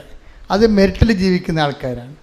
മറ്റൊന്ന് പറയണത് നമ്മൾ പരമാവധി പാപം ഒഴിവാക്കിക്കൊണ്ട് വിശുദ്ധിയിൽ ജീവിക്കാൻ വേണ്ടി ദൈവത്തെ മഹത്വപ്പെടുത്തി ദൈവത്തിന് വേണ്ടി ജീവിക്കുന്ന രീതിയിൽ പ്രവർത്തിച്ചും ചില ക്ഷമിക്കപ്പെടാണ്ടാത്ത കാര്യമില്ലാത്ത സ്ഥലത്ത് പോലും നമ്മൾ ദൈവത്തിന് വേണ്ടി തോറ്റുകൊടുത്തും അതിൻ്റെ പേരിൽ സമാധാനം ഉണ്ടാക്കിയും നമ്മൾ ദൈവത്തിൻ്റെ മഹത്വത്തിന് വേണ്ടി ജീവിക്കുന്ന വേറൊരു ജീവിതമുണ്ട്. ബൈബിൾ പ്രിഫർ ചെയ്യണത് ആ ഒരു ജീവിതമാണ്. ബൈബിൾ പ്രിഫർ ചെയ്യണത്. ഇപ്പോൾ സിമി ജോൺ എന്താണ്? സിമി ജോണിൻ്റെ മെറിറ്റെല്ലാം പോയിരിക്കുകയാണ്. ദൈവമായിട്ട് ഇടപെടുമ്പോൾ എപ്പോഴും നമ്മൾ ശ്രദ്ധിക്കണം. ഉടമ്പടി പിടിച്ചു കഴിഞ്ഞാൽ, ഇപ്പം ചില ആൾക്കാർ പറയും മരുന്ന്, ഇപ്പം ചില പരുവിനൊക്കെ നമ്മൾ മരുന്ന് വെച്ച് കഴിഞ്ഞാൽ എന്താ പറ്റണത്? പെട്ടെന്ന് പഴുത്തിട്ടുള്ള പഴുപ്പെല്ലാം ഇളകിപ്പോവും. അപ്പോൾ നമ്മൾ ഡോക്ടറിനോട് പറയും, ഡോക്ടറെ മരുന്ന് കഴിച്ചിട്ട് പഴുക്കണ ചെയ്ത് പൊറുക്കാൻ വേണ്ടി കഴിച്ചതാണ്, പക്ഷേ പഴുക്കണ ചെയ്തെന്ന് പറയും. ഡോക്ടർ മൈൻഡ് ചെയ്യത്തില്ല. എന്താ കാര്യം? അത് പഴുക്കാനുള്ളതാണ്. പഴുത്ത് കഴിഞ്ഞിട്ട് പഴുപ്പ് പോയിട്ടാണ് പിന്നെ പൊറുക്കണത്. അതുപോലെ ഉടമ്പടിയിൽ ആദ്യം ഉടമ്പടി പിടിച്ച് ഉടമ്പടി പിടിക്കാൻ പോകുന്നത് നമുക്കറിയാൻ പറ്റും. എന്താണ്? ഉള്ള മെരിറ്റ് കൂടി പോകും. ഇപ്പം സിമിക്ക് എങ്ങനെയല്ല സംഭവിച്ചത്? സിമി 6 പരീക്ഷ ഉടമ്പടി എടുക്കാതെ 6 പരീക്ഷ എഴുതിയിട്ട് ഒരു പ്രശ്നമില്ലാഞ്ഞില്ല. അവൾ എടുത്തു, തോറ്റെന്ന് മാത്രമേ ഉള്ളൂ. പക്ഷെ അവൾക്ക് ശരീരത്തിന് കുഴപ്പമൊന്നുമില്ലാഞ്ഞ്, സ്പീക്കിങ്ങിന് കുഴപ്പമൊന്നുമില്ലാഞ്ഞ്, മര്യാദയ്ക്ക് സംസാരിച്ചത്. ഇപ്പം എന്നാ പറ്റി? ഉടമ്പടി എടുക്കണ മുമ്പ് തൊണ്ടക്ക് കുഴപ്പമില്ലാഞ്ഞ്, ഇപ്പോൾ ഉടമ്പടി എടുത്തപ്പോൾ എന്താ പറ്റി? ഉള്ള തൊണ്ടയും കൂടി പോയി. കണ്ടാ? നമ്മളത് മനസ്സിലാക്കണം. അത് ഇതിനകത്ത് കുറേ കാര്യങ്ങളുണ്ട്. ഇതൊക്കെ പറഞ്ഞു തരാനാണ് ഈ കൗൺസിലിംഗ് ഒക്കെ വെച്ചിരിക്കുന്നത്. ഇതൊക്കെ പറഞ്ഞു തരാൻ വേണ്ടിയാണ് ഈ ആദ്യ ചൊവ്വാഴ്ച ധ്യാനം നിങ്ങൾ കൂടണമെന്ന് പറയേണ്ട കാര്യം ഇതാണ്. അപ്പോൾ ചില സമയത്ത് ഉള്ള മെറിറ്റ് കൂടി പോകും. ഇപ്പം നിങ്ങൾ കുടിയനായ ഭർത്താവിൻ്റെ അല്ലെങ്കിൽ അയാൾ വേറെ സ്ത്രീകളുമായിട്ടൊക്കെ കുറച്ച് ചങ്ങാത്തം ഉള്ളവരാണെങ്കിൽ നിങ്ങൾ ഉടമ്പടി എടുത്തു കഴിയുമ്പോൾ അത് ചിലപ്പോൾ കൂടിയെന്ന് വരും പെട്ടെന്ന്. അപ്പോൾ നിങ്ങളെന്ത് ചെയ്യും? നിങ്ങൾ ഉടനെ വിറച്ച് തല്ലി പ്രാർത്ഥന നിർത്തി നിലവിളിയും കൂട്ടി ഉള്ള തിരിയും കൂടി ഊതിക്കെടുത്തി നിങ്ങളിങ്ങനെ തേരട്ട പോലെ ചിരണ്ട് കിടക്കും. ഇങ്ങനെയുള്ള അലപരാധികൾ ഉടമ്പടി എടുക്കരുതെന്ന് എൻ്റെ അഭിപ്രായം. കാര്യം ഒന്നാമത് ദൈവത്തിൻ്റെ മുമ്പിൽ വരാനുള്ള യാതൊരു സെൻസ് നിങ്ങൾക്കില്ല. ദൈവദിവസത്തിന് വരുമ്പോൾ ആദ്യം നിൽക്കാൻ പഠിക്കണം. ഒന്ന്, ഈ വിഷയം ചിലപ്പോൾ കുറച്ചുകൂടി മൂർച്ഛിക്കും. എന്താണ്? ഉള്ള മെറിറ്റ് കൂടി പോവും. ഉടമ്പടി വർക്ക് ചെയ്യണം എങ്ങനെയാണ്? നോട്ട് ബൈ മെറിറ്റിലെന്ന് ആദ്യമേ പറയണില്ലേ ഞാൻ? നിങ്ങളുടെ യോഗ്യത കൊണ്ടല്ലെന്ന് പറയണില്ലേ നിങ്ങളെ? അപ്പം ഞാൻ ഇപ്പോൾ സംശയ രോഗമുള്ള ഹസ്ബൻഡാണ്, അല്ലെങ്കിൽ വേറെ സ്ത്രീകളൊക്കെ ആയിട്ടുള്ള ബന്ധമുള്ള അല്ലെങ്കിൽ കെയർലെസ് ആയിട്ടുള്ള ബിഹേവിയറുള്ള ഭാര്യയാണെങ്കിൽ, ഭർത്താക്കന്മാർ കംപ്ലയിൻറ്റ് ചെയ്യണമെങ്കിലും ചില ഭാര്യ ഇട്ടച്ച് പോയാലും ഞാൻ പറയും ഇനി ആരെയും വിടണ്ട കേട്ടോ എന്ന് പറയും. ഇനി ആരെയും ഇപ്പം അവളെ പെണ്ണും പഴമുള്ള വഴക്കിട്ട് പോയിരിക്കുകയാണ്. അപ്പോൾ ഞാൻ എന്താ അയാളോട് പറയണത്? ഇനി ആരെയും മധ്യസ്ഥത്തിന് വിടണ്ടെന്ന് പറയും. എന്താ കാര്യം? നോട്ട് ബൈ മെറിറ്റിലല്ലേ ഉടമ്പടി വർക്ക് ചെയ്യണത്. ഉടമ്പടി ഉപദേശം ഉണ്ടല്ലോ. അവരെന്താ പറയണത്? ഇനി ആരെയും മധ്യസ്ഥന് വിടണ്ട. കാര്യം എൻ്റെ അനുഭവത്തിലുണ്ട്, മധ്യസ്ഥൻ പറഞ്ഞത് ഭാര്യയും ഭർത്താവും കൂടി പിരിഞ്ഞ് അവസാനം ഭർത്താവിൻ്റെ കൂട്ടുകാരൻ ഇവരുടെ അടുത്ത് മധ്യസ്ഥനായിട്ട് പോവുകയാണ്. മധ്യസ്ഥനായിട്ട് അപ്പം ഞാൻ ഭർത്താവ് വന്ന് എൻ്റെ അടുത്ത് കംപ്ലയിൻറ്റ് പറഞ്ഞപ്പോൾ ഞാൻ പറഞ്ഞ് സ്റ്റാറ്റസ് എന്താണെന്ന് ചോദിച്ചു. ഞാൻ പറഞ്ഞ് അയാൾ പറഞ്ഞ് എൻ്റെ കൂട്ടുകാരനോട് ചെന്ന് അവളെ വിളിക്കാൻ വേണ്ടി പറഞ്ഞിട്ടുണ്ട്, ഞങ്ങൾ തമ്മിലുള്ള പ്രശ്നം ഒന്ന് പറഞ്ഞു തീർക്കാൻ വേണ്ടി പറഞ്ഞിട്ടുണ്ട്. അപ്പോൾ ഞാൻ അയാളോട് ചോദിച്ച് അവൻ്റെ പേര് തോമസ് എന്നല്ലേ? അച്ഛനെ എങ്ങനെ അറിയാം? ഞാൻ പറഞ്ഞ് അവൻ മിക്കവാറും അവളെ കെട്ടാൻ സാധ്യതയുണ്ടെന്ന് പറഞ്ഞു. എന്താ പ്രശ്നം എന്നറിയാമോ? ഈ ആളിൻ്റെ കൈ എൻ്റെ ബൈബിളിൽ വെച്ചിട്ട് പുറത്ത് കൈ വെച്ചപ്പോൾ ഞാൻ ഈ കൂളിംഗ് ഗ്ലാസ് വെച്ച ഒരു തോമസ് സാറിനെ കണ്ട്, എന്നെ പി ഒ തോമസ്, എന്നെ സൈക്കോളജി പഠിപ്പിച്ചാണ് കോളേജിൽ. പി ഒ തോമസിനെ കണ്ട്. അപ്പോൾ ഈ കൂളിംഗ് ഗ്ലാസ് കണ്ടപ്പോൾ തന്നെ എനിക്ക് മനസ്സിലായി, ഈ ദർശനത്തെ കൂളിംഗ് ഗ്ലാസ് വന്നു കഴിഞ്ഞാൽ അവൻ കള്ളനാണെന്ന് എൻ്റെ അർത്ഥം. പി ഒ തോമസ് കള്ളനല്ല. ദർശനത്തെ കൂളിംഗ് ഗ്ലാസ് മര്യാദയ്ക്ക് വെറുതെ ഇരിക്കുന്ന സമയത്ത് കൂളിംഗ് ഗ്ലാസ് വെച്ച് ഉണ്ടാക്കുമ്പോൾ അവൻ എന്തോ ഒരു ജാടയുണ്ടെന്ന് എൻ്റെ അർത്ഥം. അപ്പോൾ ഞാൻ പറഞ്ഞ് അതാണ് ഈ തോമസിനെ, എനിക്ക് ഇയാളെ വിട്ട ആളെ എനിക്കറിയത്തില്ലല്ലോ. എനിക്ക് മനസ്സിലായില്ലേ? ഈ ആൾ ഭാര്യയെടുത്ത് കോംപ്രമൈസ് ചെയ്ത് വിട്ട ആളിൻ്റെ പേര് തോമസ് ആണെന്ന് എനിക്കറിയത്തില്ല. അത് തോമസ് ആണെന്ന് കർത്താവിന് എന്നെ മനസ്സിലാക്കാൻ വേണ്ടി എനിക്ക് മനസ്സിലാകുന്ന തോമസിനെ ദർശനത്തിൽ അവതരിപ്പിക്കുകയാണ്. ദൈവം എന്ത് രസമാണെന്നറിയാം ദൈവത്തിന് കൂടെ ജീവിക്കണത്. എന്നിട്ട് ഈ തോമസ് ഫേക്കാണെന്ന് പറയാൻ വേണ്ടിയാണ് കൂളിംഗ് ഗ്ലാസ് വെച്ചിരിക്കുന്നത്. ഞാൻ പറഞ്ഞു മിക്കവാറും അവനെ വളക്കെട്ടാൻ സാധ്യതയുണ്ട്, നീ നേരിട്ട് പോണതായിരിക്കും നല്ലത്. ഇതാണ് ദർശനത്തിൻ്റെ പ്രത്യേകത. ഇത് 97 ചരിത്രമാണ്. ഞാൻ ആളെ പറഞ്ഞു കഴിഞ്ഞാൽ ശരിയാകത്തില്ല, നിനക്കറിയാമല്ലോ, അതെൻ്റെ ഒരു സീക്രട്ട് അല്ലേ. അപ്പോൾ എന്താ പ്രശ്നമെന്ന് വെച്ച് കഴിഞ്ഞാൽ ഇതുപോലെ എല്ലാ വിഷയങ്ങൾക്കും ദൈവികമായ ഇടപെടലുകളുണ്ട്. പക്ഷെ അതേസമയം തന്നെ ഞാൻ ഇവരോട് പറയും, ഇത് ഉടമ്പടി ഫോർമാറ്റ് വരുമ്പോൾ ഇത് നോട്ട് ബൈ മെറിറ്റിലാണ് വർക്ക് ചെയ്യണത്. അഥവാ നമ്മളുടെ മധ്യസ്ഥനെ വെക്കണമെന്നുണ്ടെങ്കിൽ അത് കർത്താവിൻ്റെ വിശുദ്ധിയുള്ള ആളും പരിശുദ്ധാത്മാവ് തന്നെ പ്രവർത്തിക്കുമെന്ന് നമുക്ക് ഉറപ്പുള്ള ആളായിരിക്കണം. കാര്യം എന്താണ്? ഈ മധ്യസ്ഥന് 3 ആത്മാവ് പ്രവർത്തിക്കാമല്ലോ, ദൈവാത്മാവ്, ദുഷ്ടാത്മാവ്, ലോകാത്മാവ്. ആളെ തിരഞ്ഞെടുക്കുക നിങ്ങളുടെ അങ്കിളാണെന്നൊരു കാര്യമില്ലേ, ഭയങ്കര കോഴിയായിരിക്കും പറ്റുന്ന പാർട്ടി. ഇയാളാണ് ചെല്ലണമെന്നുണ്ടെങ്കിൽ പണി കിട്ടും നമുക്ക്. അപ്പോൾ ബന്ധം സ്വന്തം അല്ല പ്രശ്നം, വിശുദ്ധിയോടെ ജീവിക്കുന്ന ഒരാളായിരിക്കണം മധ്യസ്ഥനായിട്ട് വരേണ്ടത് എപ്പോഴും. അല്ലെങ്കിൽ എന്താ പറ്റണമെന്ന് വെച്ച് കഴിഞ്ഞാൽ മനുഷ്യരൂപി പ്രവർത്തിക്കും, ലോകാരൂപി പ്രവർത്തിക്കും, ദൈവാരൂപി പ്രവർത്തിക്കത്തില്ല, മാറി നിൽക്കും. ഇത് ഭയങ്കര സീരിയസ് ആയിട്ട് എടുക്കേണ്ട വിഷയമാണ്. അപ്പം അതുപോലെ തന്നെയാണ് ഈ മധ്യസ്ഥമായ ഈ വിഷയം വരുമ്പോഴേ ഒന്ന് ശ്രദ്ധിക്കട്ടെ മക്കളെ. യേശു സ്വസ്ഥം ചുരുക്കം ഉണ്ടാവും, അതുപോലെ തന്നെ പ്രസൻസ് ഫീൽ ചെയ്യും, സാന്നിധ്യം ഉണ്ടാവും, അവൻ്റെ ടൈം ഷോർട്ടറിങ് സംഭവിക്കും, സമയച്ചുരുക്കം ഉണ്ടാകും. പക്ഷേ ഇതിൻ്റെ മെയിനുള്ള സംഭവം എന്താ? നോട്ട് ബൈ മെറിറ്റാണ്. എന്ന് വെച്ച് കഴിഞ്ഞാൽ ബട്ട് ബൈ ഗ്രേസ്. നിൻ്റെ കഴിവല്ല, ദൈവത്തിൻ്റെ കൃപയെന്നുള്ളത്. അതുകൊണ്ട് നമ്മളെന്താ ചെയ്യണം? ഉടമ്പടിയുടെ ട്രീറ്റ്മെൻറ്റ് എന്താ? കഴിവ് കുറച്ചിട്ട് കൃപ വർദ്ധിപ്പിക്കാൻ വേണ്ടി നമ്മൾ പുതിയ പുതിയ ടോണിക്ക് കഴിച്ചുകൊണ്ടിരിക്കും. പിടിയിട്ടില്ലേ? ഇവിടെ ചെയ്യണതാണ് കഴിവ് കുറക്കുക. എന്ന് വെച്ച് കഴിഞ്ഞാൽ വീട്ടുകാർ, സ്വന്തപ്പെട്ടവർ, സഹോദരങ്ങൾ, ഇങ്ങനെ കുറേ ആൾക്കാർ നമ്മുടെ കഴിവില്ലേ അത് കുറച്ചിട്ട് ദൈവത്തിൻ്റെ കഴിവ് പ്രവർത്തിക്കാൻ പറ്റുന്ന രീതിയിൽ റീഫോർമാറ്റ് ചെയ്യണതാണ് ഉടമ്പടി കൗൺസിലിങ്. അപ്പോൾ അതൊക്കെ ചിലപ്പോൾ സെക്കൻഡ് കൊണ്ട് തീരും പരിപാടി. ആൾക്കാരെ വരുമ്പോൾ ജസ്റ്റ് പറഞ്ഞ് കാര്യങ്ങൾ കേൾക്കുമ്പോൾ തന്നെ വിവേചനമൊക്കെ ആവും. അപ്പം തന്നെ ചിലപ്പോൾ റെഡിമെയ്ഡ് ആൻസർ പറയും, ചാപ്റ്റർ ക്ലോസ് ചെയ്യും. കാര്യം എന്തുമാത്രം ആൾക്കാർ ഉടമ്പടി എടുക്കണത്. അല്ല മണിക്കൂർ, 2 മണിക്കൂർ, 3 മണിക്കൂർ ഇരിക്കുന്ന രീതിയല്ല ഇത്. അതൊക്കെ സെക്കൻഡുകൾക്കുള്ളിൽ കാര്യങ്ങളെല്ലാം മാറും ചിലപ്പോൾ. പക്ഷേ എപ്പോഴും നമ്മൾ ശ്രദ്ധിക്കേണ്ട പൊതു ഫോർമാറ്റ് എന്താണ്? നോട്ട് ബൈ മെറിറ്റ് എന്ന് പറഞ്ഞു കഴിഞ്ഞാൽ നമ്മുടെ മെറിറ്റിനെ കുറിച്ചല്ല ചിന്തിക്കേണ്ടത്, പിന്നെ എന്താണ്? ദൈവത്തിൻ്റെ ഗ്രേസിനെ കുറിച്ചാണ്. ഇത് ആഡ് ചെയ്യാൻ വേണ്ടി പുതിയ പുതിയ വിഷയങ്ങൾ നമ്മൾ ദൈവത്തിൻ്റെ മുമ്പിൽ കൃപയുണ്ടാകാം. ചിലപ്പോൾ ചിലർക്ക് ക്ഷമിച്ചു കൊടുക്കും, ചിലർ സമാധാനത്തിലേക്ക് കൊണ്ടുവരും. സമാധാനം സ്ഥാപിക്കുന്നവർ ഭാഗ്യവാന്മാർ, അവരെ ദൈവപുത്രർ എന്ന് വിളിക്കപ്പെടും. ഇല്ലേ? കുടുംബത്തിൽ എപ്പോഴും ഉണ്ടാകേണ്ട വിഷയം എന്താണ്? സമാധാനം സ്ഥാപിക്കുകയാണ്. പക്ഷേ കുടുംബത്തിൽ വരണ എപ്പോഴും നടക്കുന്ന വിഷയം എന്താണെന്ന് അറിയാമോ? കുടുംബത്തിൽ ഇപ്പോൾ 5 പേരുള്ള വീടാണെങ്കിൽ തന്നെ മിക്കവാറും അതിനകത്ത് ഗ്രൂപ്പ് ഉണ്ടാകും. അമ്മയും മക്കളും, ഒരു മകളും ഒരു ഗ്രൂപ്പ്, അപ്പനും മകനും അമ്മയും തമ്മിലൊരു ഗ്രൂപ്പും, ഇളയ മകളും ഗ്രൂപ്പ്, അപ്പനും മൂത്ത മകളും അതിൻ്റെ നടുവത്തെ ഒരു ഗ്രൂപ്പ്, അമ്മാമ്മ ഈ കൂട്ടത്തിൽ കൂടും. ഇങ്ങനെ ഗ്രൂപ്പിസം ഉണ്ടാവും. അപ്പോൾ ഈ ഗ്രൂപ്പിൻ്റെ ഇക്വിലിബ്രിയം, അതിൻ്റെ ഒരു ബാലൻസ് ഉണ്ടല്ലോ. അപ്പോൾ ഈ ബാലൻസ് സൂക്ഷിക്കാൻ വേണ്ടി നിങ്ങൾ പലപ്പോഴും നിങ്ങളുടെ ഗ്രൂപ്പിൽ പെട്ടിരിക്കുന്ന അപ്പനോ അമ്മയോ പറയുന്ന, മകളോ പറയുന്ന കാര്യം തെറ്റാണെങ്കിലും നിങ്ങൾ ചാരിക്കൊടുക്കും. എന്താ കാര്യം? നമ്മുടെ ഗ്രൂപ്പിലുള്ള ആളല്ലേ, ഗ്രൂപ്പ് ഇരുന്ന് ചാടി അപ്പുറത്ത് പോകരുത് എന്ന് വിചാരിച്ചുകൊണ്ട്. അപ്പം നമ്മൾ എന്ത് ചെയ്യും? സമാധാനം സ്ഥാപിക്കാൻ വേണ്ടി ലോകാരൂപിനെയാണ് എടുക്കുന്നത് അല്ലേ? അപ്പം ദൈവത്തെ നമ്മൾ പുറത്താക്കും. ഈ ദൈവത്തെ പുറത്താക്കിക്കൊണ്ടാണ് നിങ്ങൾ കുടുംബത്തിലെ സമവാക്യം സൂക്ഷിക്കണമെന്നുണ്ടെങ്കിൽ നിങ്ങൾക്ക് ഉടമ്പടി വർക്കൗട്ട് ചെയ്യത്തില്ല. എപ്പോഴും സൂക്ഷിക്കണം. ആരൊക്കെ ഓരോരുത്തരെങ്കിലും ചാരുമ്പോഴേ അവർ കാണിക്കുന്ന പോക്കരുത്തരത്തിന് നിങ്ങൾ ഹല്ലേലൂയ പറയുന്നില്ലേ? അതോടുകൂടി നിൻ്റെ കാര്യത്തിൽ തീരുമാനമാകും. വളരെ സൂക്ഷിച്ച് കൈകാര്യം ചെയ്യണം. എന്താണ്? ഞാൻ കർത്താവുമായിട്ട് ഉടമ്പടി ചെയ്തിരിക്കുന്നു എന്നുള്ള ബോധ്യം ഉണ്ടാകണം. അതാണ്. അതുകൊണ്ട് തന്നെ എന്ത് നിലപാടെടുത്താലും നമുക്ക് വേണ്ടി നാളെ ഇന്നലെ കാലങ്ങളിൽ ഒത്തിരിയേറെ കാര്യങ്ങൾ ചെയ്തതായിട്ടുള്ളതാണ്.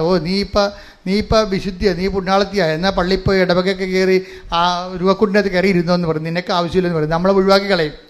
വീട്ടിൽ നമ്മളെക്കൊണ്ട് വലിയ പ്രയോജനമൊന്നും ഇല്ലെന്ന് നമ്മുടെ ഗ്രൂപ്പിന് തോന്നിയാൽ അവർ ന്യൂട്രായിട്ട് ഒഴിവാക്കി കളയും. സ്ഥലത്ത് കിട്ടുന്ന സ്ഥലത്ത് എല്ലാം വെച്ച് പാര വെക്കുകയും ചെയ്യും. നമ്മളെ വേണേ ചോറ് വരെ എടുത്ത് കഴിച്ചു കളയവർ നമ്മൾ താമസിച്ചാൽ. അയ്യോ ഞാനോർത്ത് നീ അവിടുന്ന് കഴിക്കുമെന്ന് ഓർത്ത് എന്ന് വിചാരിക്കും.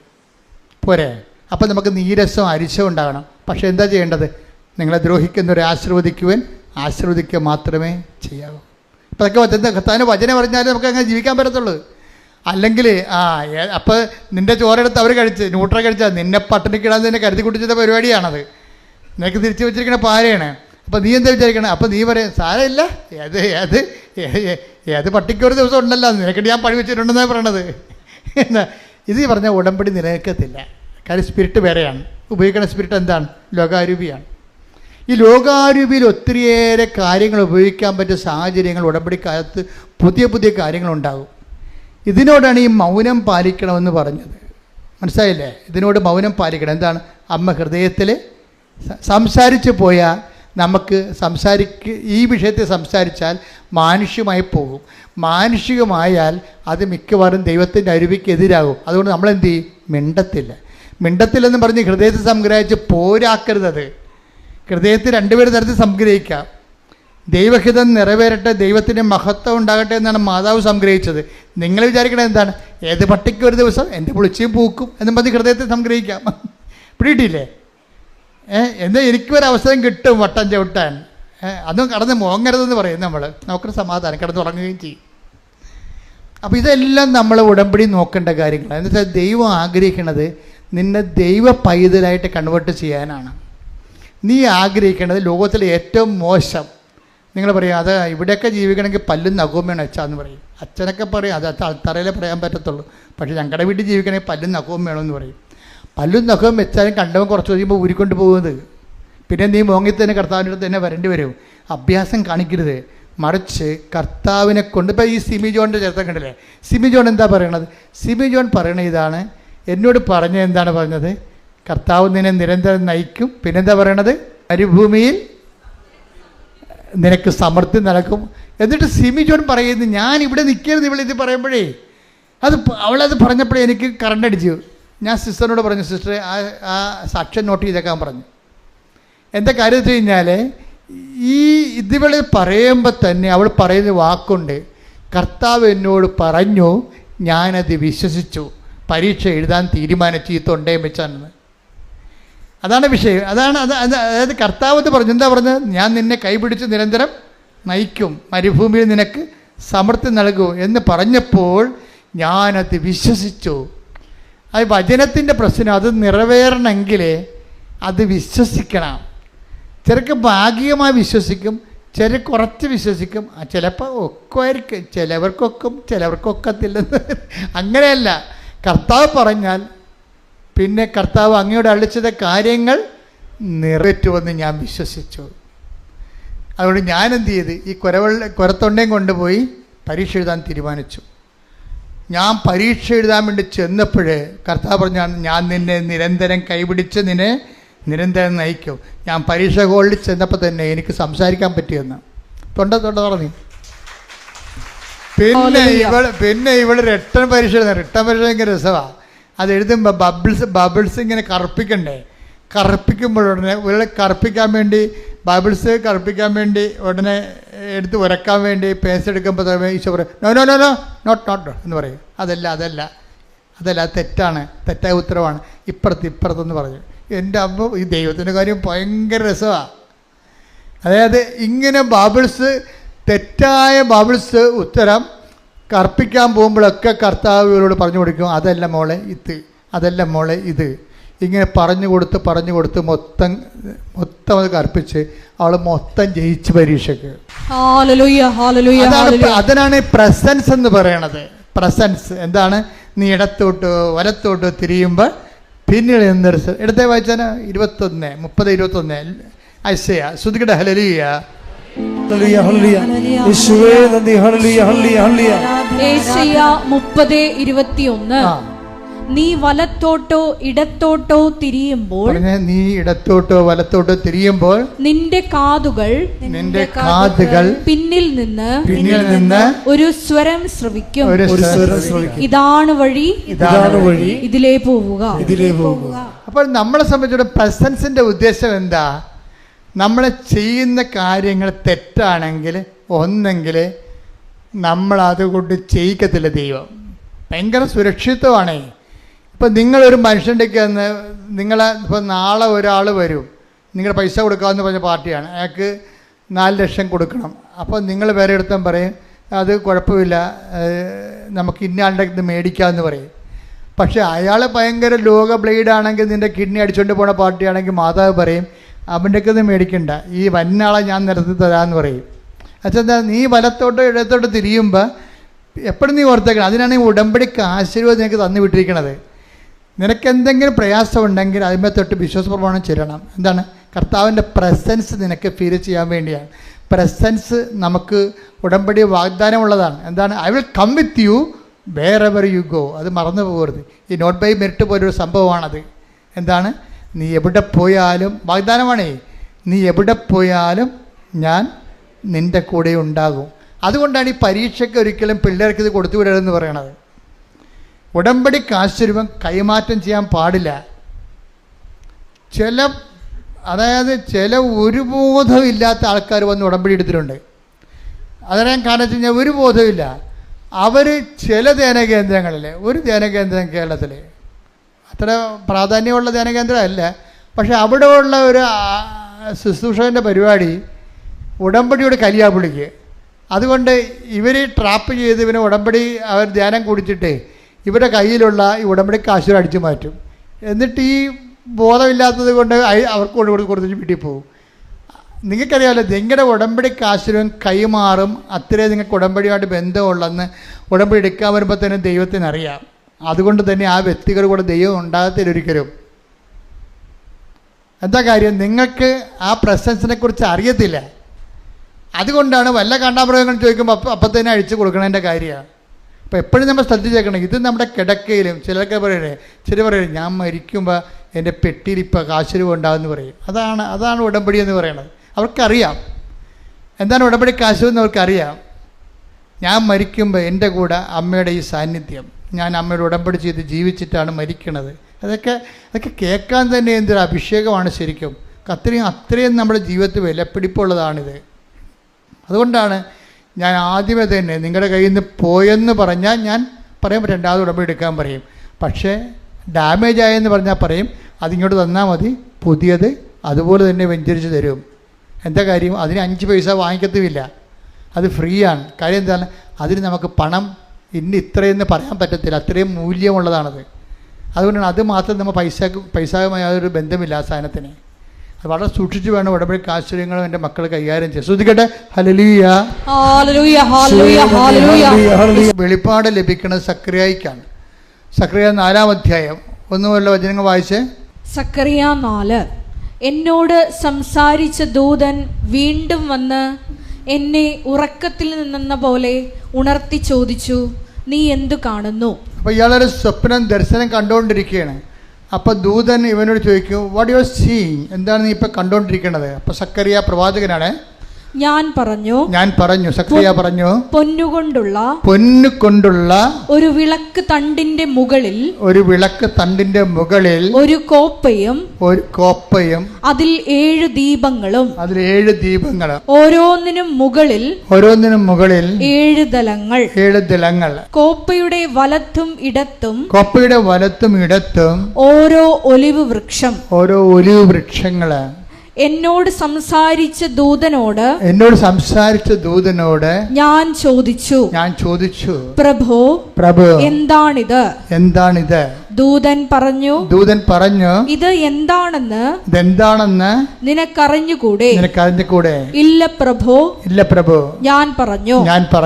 അവൻ എന്നോട് പറഞ്ഞു, കർത്താവ് സെറുബാബേലിനോട് അരുൾ ചെയ്യുന്നു, സൈന്യബലത്താലല്ല കരബലത്താലുമല്ല എന്റെ ആത്മാവിനാലാണ് സൈന്യങ്ങളുടെ കർത്താവ് അരുൾ ചെയ്യുന്നു. ഇപ്പം ഇതിൻ്റെ വിഷയം എന്ന് പറയണത് ഈ മിനോറ വെളിച്ചത്തിൻ്റെ 7 ദീപങ്ങൾ, അത് യഹോവയുടെ 7 കണ്ണുകളാണ്. എന്ന് വെച്ച് കഴിഞ്ഞാൽ കണ്ണുണ്ടെന്നല്ല അർത്ഥം, എല്ലാം കാണുന്ന ആളാണ്. അപ്പം നീ ഇവിടെ വരുമ്പോൾ നിൻ്റെ ജീവിതത്തിൻ്റെ എല്ലാ കാലാവസ്ഥകളെയും ദൈവം കാണുന്നു എന്നുള്ളതാണ് വിളക്ക് കത്തിക്കണത്. പക്ഷേ എപ്പോഴും ഓർത്തേക്കണം, നിനക്ക് എല്ലാത്തിനും ആഴമായ അർത്ഥങ്ങളാണ് ഉള്ളത്. വിളക്ക് തെളിക്കുമ്പോൾ തന്നെ ഓർക്കുക, അത് ദൈവത്തിൻ്റെ കണ്ണ് പോലെയാണ്. നിൻ്റെ ജീവിതത്തിൻ്റെ അകവും പുറവും നിൻ്റെ മരണം വരെ, നിത്യത വരെ ദൈവം കാണുന്നതിൻ്റെ മുമ്പിലാണ് നീ ഉടമ്പടി ചെയ്യാൻ പോകുന്നത്. ക്ലിയർ അല്ലേ? എന്നിട്ട് പറയുന്നത്, കർത്താവ് സെറുബാബേലിനോട് അരുളി ചെയ്തു. എന്താണ്? സൈന്യബലത്താലല്ല, കരബലത്താലല്ല, പിന്നെന്താലുമല്ല, എൻ്റെ ആത്മാവിനാലാണെന്ന്. Not by merit but by grace. അതാണ് കഴിവ് കൊണ്ടല്ല, സൈന്യങ്ങളുടെ ബലം കൊണ്ടല്ല, പിന്നെന്താണ്? എൻ്റെ ആത്മാവിന്. അതായത് നീ ഇവിടെ കയറി വരുമ്പോൾ തന്നെ നിന്നോട് പറയുന്നത് എന്താണ്? രണ്ട് ഒലിവ് മരങ്ങളെന്നാണ് പറയണത്. അത് പഴയ നിയമത്തിൽ ഒലിവ് മരമാണ്. പക്ഷെ നമ്മുടെ മരിയൻ ഉടമ്പടിയല്ലേ? പഴയ നിയമത്തിലെ ഒലിവ് മരങ്ങളെന്ന് പറഞ്ഞാൽ ഒന്ന് ജോഷുവായും ഒന്ന് സെറുബാബേലുമാണ്. ഇപ്പം ഈ മെനോറ ലൈറ്റിന് അപ്പുറത്തും ഇപ്പുറത്തും 2 ഒലിവ് മരങ്ങൾ നിൽക്കണില്ലേ? അത് പഴയ നിയമത്തിൽ ആ ഒലിവ് മരങ്ങളെ കാണിച്ചിരിക്കുന്നത് ഒന്ന് ജോഷുവയാണ്. എന്നുവെച്ചാൽ ജോഷുവയാണ് വാഗ്ദാന പേടകത്തിൽ മോസസ് പോയാലും പോകാതെ കർത്താവിൻ്റെ കൂടെ ഇരിക്കുന്ന ആളാണ് ജോഷുവ. ആധ്യാത്മിക നിറവിൻ്റെ ആളുരൂപമായിട്ടാണ് പഴയ നിയമത്തിൽ ജോഷുവയെ അവതരിപ്പിക്കുന്നത്. അഭിഷിക്തൻ, അതായത് 2 അഭിഷിക്തനാണെന്ന് വെച്ചാൽ എണ്ണ കൊണ്ട് കർത്താവിൻ്റെ ശക്തി നേടിയ ആളാണ്. അതാണ് എണ്ണ കൊണ്ട് ശക്തി നേടുകയാണ്. നീ ഇവിടെ ചെയ്യണത് എന്താണ്? നിൻ്റെ കയ്യിലുള്ള എണ്ണ എടുത്തിട്ട് അവിടെ ആ ദീപം തെളിക്കും. ഈ ദീപത്തിൻ്റെ അപ്പുറത്തും ഇപ്പുറത്തുമാണ് 2 എണ്ണ കൊണ്ട് ശക്തി നേടിയ ആൾക്കാർ നിൽക്കുന്നത്. എന്തൊക്കെയാണ്? അഭിഷിക്തരെന്നാണ് വിളിക്കണത്. അഭിഷിക്തർ ഒന്ന് ജോഷുവയാണ്, ആധ്യാത്മിക ബലം നേടുന്നയാളാണ്. എണ്ണ കൊണ്ട് ആധ്യാത്മിക ബലം. ജോഷുവയെ മോസസ് അഭിഷേകം ചെയ്യുമ്പോൾ എണ്ണ കൊണ്ട് അവൻ ആധ്യാത്മിക ബലം നേടുകയാണ്. ഉടമ്പടിയോടുകൂടി നീ ആധ്യാത്മിക ബലം നേടുമെന്നാണ് നിന്നോട് പറയണത്. മനസ്സിലായ? രണ്ടാമത്തെ എന്താണ്? സെറുബാബേലാണ്. ഈ സെറുബാബേൽ ആരാണ് ശരിക്കും പറഞ്ഞാൽ? സെറുബാബേൽ എന്ന് പറയണത് ശരിക്കും ഇദ്ദേഹം ജനിക്കണത് ബാബിലോണിലാണ്. നബൂഖദ്നേസറിൻ്റെ കാലത്ത് ഈ ഇസ്രായേൽക്കാരെ മുഴുവനും നശിപ്പിച്ച് തോൽപ്പിച്ച് പിടിച്ചുകൊണ്ട് പോകും. യൂദയ രാജ്യം യോവാക്കീമിൻ്റെ കാലത്ത് തീരും. യൂദയ കാലം അസ്തമിക്കും. യൂദയ അസ്തമിച്ച് കഴിയുമ്പോൾ അവിടുത്തെ ആൾക്കാരൊക്കെ ഇവർ പിടിച്ചുകൊണ്ട് ബാബിലോണിൽ കൊണ്ടുപോകും. ബാബിലോണിൽ വെച്ച് യോവാക്കിൻ രാജാവിൻ്റെ പേരക്കിടാവായിട്ടാണ് ഈ സെറുബാബേൽ ജനിക്കണത്. സെറുബാബേലാണ് ഇവരെ മടക്കിക്കൊണ്ട് വരണത്. അതാണ് സെറുബാബേലിനെ കാണിക്കണത്. സക്കറിയായുടെ ദർശനമാണ്. സെറുബാബേൽ ഈ ക്യാപ്റ്റിവിറ്റിയിൽ, അതായത് ബാബിലോൺ വിപ്രവാസത്തിൽ പോയ മുഴുവനും ജനതയെ യഹോവയുടെ നാമത്തിൽ തിരിച്ചു വിളിച്ചുകൊണ്ട് വരണതാണ്. തിരിച്ചു വിളിച്ചുകൊണ്ട് ജെറുസലേമിൽ കൊണ്ടുവന്നിട്ട് പുതിയ ദേവാലയം പണിയണത് ആരാണ്? സെറുബാബേലാണ്. അതാണ് കർത്താവ് സെറുബാബേലിനോട് പറഞ്ഞു, നീ എല്ലാം പണിയും, നീ എല്ലാം നഷ്ടപ്പെടല്ല, നീ തിരികെ കൊണ്ടുവരും. അതെന്താണ്? സൈന്യബലത്താലല്ല, അതെന്താണ്? കരബലത്താലല്ല, പിന്നെയോ കർത്താവിൻ്റെ ആത്മാവിനാൽ. ശ്രദ്ധിക്കട്ടെ. ഹല്ലേലൂയ.